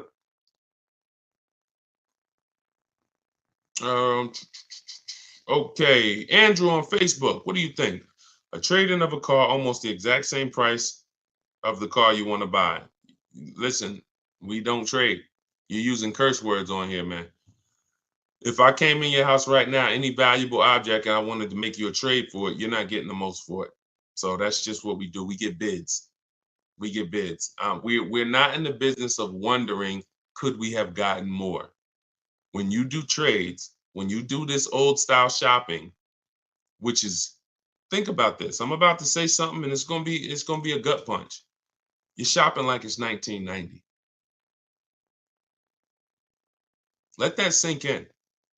Everything y'all hear me talking about is new age, right? Stuff you never heard before. Now, I've been in the car business for 14 years. I've been educating people on car shopping from home for 3 years straight. Before that, I ran my own brokerage called Cars from Home, where I did this for people. And then I found that we can help more people teaching them how to fish. So this is something that we've been mastering since really 2015. I haven't been in a dealership to make a deal since 2015. My last deal was when I worked at Mercedes and I bought a used Mercedes when I was there. Forgot about that car. Phenomenal car. Got totaled. But that was the last deal. Every deal I've made for the last 10 years, and I've had 2 Infiniti leases. I've had a Jeep Grand Cherokee lease, and I've had the Infiniti truck that we bought. All been online, below market deals using my own system, using what I'm teaching you. Everything is new. All you hear on these streams is new. Wow, I never heard that before. Oh, that's brand new. I like that. But everything you're talking about doing is 1990. Go in, trade for cars, walk into a dealership, negotiate back and forth. If you're looking and saying, I'm doing the same things to buy my cars that people were doing 30 years ago, you should tell yourself, no wonder I ain't getting below market deals. No wonder I'm leaving hoping that I did all right. Oh, man, you think we could have got more money for the trade? Yeah, I know I should have tried to hit them more. I could have got another 1,500, but you know what, man, let's just, that's buyer's remorse. That's buyer's remorse. This stuff that you accept as normal, buyer's remorse. That is not what we do. So we don't trade, we get bids, we separate our transactions, who we sell our car to. is different than who we buy our car from. That's different than who we getting our loan from. We bid out these transactions using online resources, and we do this stuff in 60 minutes. So while you're there, before you even come back, one trip to the dealership, you've been there 4 hours. I'm here, and we're talking to 20 dealers, and we're getting thousands of dollars off while you could be potentially talking to an 80% dealer who's overpriced. Some of you know 80% of dealers are overpriced. Whenever you hear me say an 80% dealer, that means when you walk down the street or you drive down the road, if there's 10 dealers on the block, 80% of them are overpriced. 20% of them are great, but you don't know who's who. So if you go into an 80% dealer and he takes off $4,000 and you think you won, his price was so high to begin with that $4,000 he gave you, you lost. See, if I start $6,000 high and then I take off $4,000, you lost. If I start $2,000 high and take off $4,000, you lost. If I start at the normal price and take off $4,000 and beat my competition, you won. So this is what we do. It's a science from shopping from home. That's why the book is called Cars from Home. 7 steps to saving time, money, and avoiding dealerships. Go ahead, Dolan. And bring in Lakina. I see Lakenya on YouTube. Bring her in after Robert. Instagram. Y'all keep typing your questions. We are live. We'll do No, I don't do DMs, my olive branch. Thank God we got 2 million followers. There's no way. And none of this stuff is uncommon. See, a lot of times you think your situation is uncommon. Like there's nothing. I've been in this business since 2006. There's nothing I haven't seen. People are, oh, but I got a special situation. No, you don't. It's special to you. It's special to you. There's 100,000 other people in that situation, which means I've already planned for it. Unless you're a one-off situation where there's not 100,000 other people in this country in the same situation as you, it's already been planned for. I've seen thousands of transactions over the years, so I can plan for everything. So there's no way functionally, logistically, that I can be in DMs giving people repetitive advice. When I make the information available, you just go get it. You want to get on the stream and try to get it? God bless you. You want to get my book and try to get it? God bless you. You want to go to my masterclass, link in my bio, and attend my masterclass and find out what you've been doing wrong? God bless you. You want to watch my social media videos that I put out every day? God bless you. You just get it. But that's what we do. All right, Robert, Facebook. What is the best way to look for a particular new car instead of going through each dealer's websites in various cities? To look for a particular new car, I'm going on a dealer's website. I'm going to 25 Mazda dealers' websites. I'm telling them what I want through the contact tab, and then I'm going to see who has a vehicle. That's the fastest way possible. That step in our process takes 20 minutes.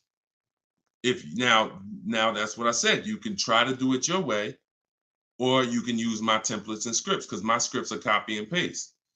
But you're not going to do this calling. It's hard because you don't know who has what car. That's why we go to all the dealers' websites and we reach out to them in 20-25 minutes.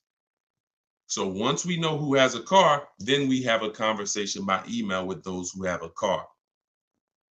It's the best way possible. There's no way better than that. Like, there's you going into a dealer, you calling dealers. No. We know when we reach out to 25 dealers, there's a chance maybe 10 of them have a car we want. Maybe 8 of them have a car we want. If none of them have a car we want, then that means that car is either sold out or you're in between model years, which means it's sold out. The 2024s are sold out. We haven't gotten the 2025s yet. If we connect with 25 dealers and no one has a car we want, or only one person has a car we want, then that means that car is not in the market anymore.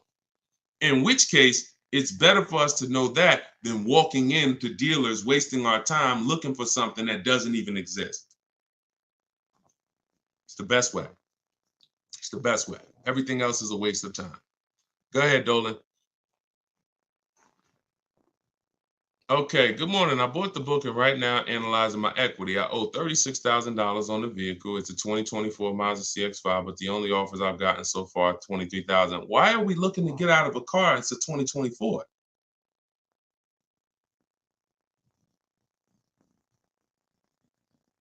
Manual appraisal to see if I get a better deal. My question is, because there's such a big difference in equity, why are we trying to get out of a car that's a brand new car that just came out? I wonder if I should keep the vehicle for 8 years. Okay, wait. Okay, so you bought it. So you bought the vehicle. My question is, because there's such a big difference in equity, I wonder if I should keep the vehicle for 8 years. What do you think? What's my goal is to go into a lease. Okay, because I know I'm paying too much for a truck. I don't plan on keeping it. All right, all right, all right. Thank you for that. So it makes sense. Bought a car, should be leasing, paying too much for it because you bought it. $40-something thousand Mazda CX-5. You owe $36,000 on it. All right. Now that makes sense. Because I always tell people, if you've had a car for a couple years and you're thinking, some people say, Deshone, I know I'm not an 8-year person. I'm breaking the 8-year rule. Should I go into a lease now? And my answer to them is always yes, because there's no benefit in you waiting. There's no benefit in you waiting to, pay off the car and then go lease. But this is a case where this vehicle is extremely new. And then you realize, okay, I shouldn't have bought it. I should have leased it. So what you're at the mercy at right now is the equity position, because y'all know what this means, right? Depreciation. This is your vehicle right now.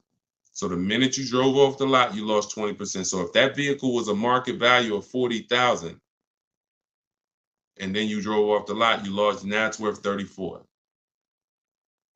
Now it's worth 38, whatever it's worth. The point is, you lost a huge amount of value. So you're trying to, that's the biggest value that you can lose in a vehicle. Is a brand new vehicle. A year later, it's worth 20% less. So trying to replace it in that time is going to be extremely hard. Now, what I would tell you is, you didn't overpay, you just purchased your car. And you might have overpaid too. I'm not going to say you didn't overpay. So the key is, you could put your deal on the right. You could have a wrong structure for your life, which is you purchased when you should have leased, and you could overpay. Now, what we need to do is see what can we do at this particular point. You can only see where's your break even, or do you want to transfer with negative equity, or do you want to wait until you're at a break even and then transfer into a lease? The soonest you could do that, the better. And I'm gonna tell you something. I had a close friend of mine. He's actually a business partner of mine, and he came into the system and he learned my system, and he had a Kia Telluride. Wasn't going to use it, but we're doing some business together. He's a banker, and we're about to build this banking application. So happens his Kia Telluride gets totaled. His wife has an accident. His Kia Telluride gets totaled. He didn't know about leasing either. He didn't know about the 8-year rule either. So he said, Deshone, so I'm gonna use this bidding system that you create. I'm gonna use the system, because why not? But what I found is, I'm not an 8-year person, so I'm gonna go for a lease. I said, okay. Getting the same vehicle, Kia Telluride. Hits me last week. We go out to dinner. He's like, so I'm picking up my Telluride, and then we'll go out to dinner afterwards. He said, I got him under $500 a month. It was like $479 on a Kia Telluride that I was just paying $800 for a month. I said, well, congratulations, man. He said, man, listen, it's just deal structure. So he's driving the same vehicle. In fact, he got a brand new one. And that's the revelation that most people are going to make. And that's really the big revelation, because the amount of money you're going to save is just going to be amazing. But you have to see at this point now, when does that make sense? Because I just bought this vehicle. It lost a ton of value naturally, because that's what it does. Depreciation has set in. I would do my equity assessment and keep doing it. I do it probably once every 6 months, once every year, and see you're paying $623 a month for it. Yeah. You could lease that same vehicle. I mean, think about this. And I'm just telling you so you can have a target. If you go right now and you transfer, okay, so let's just say a phenomenal offer on that because, you know, Tiffany got a Mazda. She got a Mazda. Now she didn't lease it, she bought it, but she got $6,000 off the vehicle, $6,500. Let's just say that $43,000 vehicle. Let's just say she could lease that for like, you know, $425 a month. We don't know what her best offer would have been if she leased it. But if it's $4 something a month, then you overpaid because deal structure. And you know, if you put money down, that's more money that you overpaid. So you have to now have a goal and say, all right, this is a correction of a mistake. The damage is done. Just understand that the damage is done. Wrong deal structure it's done. So all you can do from here is say, all right, I know what my next goal is. I'm going to move from this vehicle to my next vehicle in a lease, and I'm going to do it when it financially makes sense to do. That's all you could do. It's a purchase. You didn't necessarily sell. You're not paying $623 because you necessarily got a bad deal. You're paying $623 because you bought a brand new car. So you should just focus on, all right, do your equity assessment every 6 months, enjoy the car. It's not going to be forever. Hopefully in the next 12 months, 18 months, the equity position levels out where you can make a move from the car. And if you put a little money down, it'll help you. But think about that. Think about this, y'all. Real scenario. And we're not, and look, your story is going to help you if you follow this plan, but it's also going to help people who are going to be in your situation and who can avoid it. Because really, you probably, in order to get $623 a month, you either got a long loan, maybe 6-year loan, put a little money down. But what are we talking about?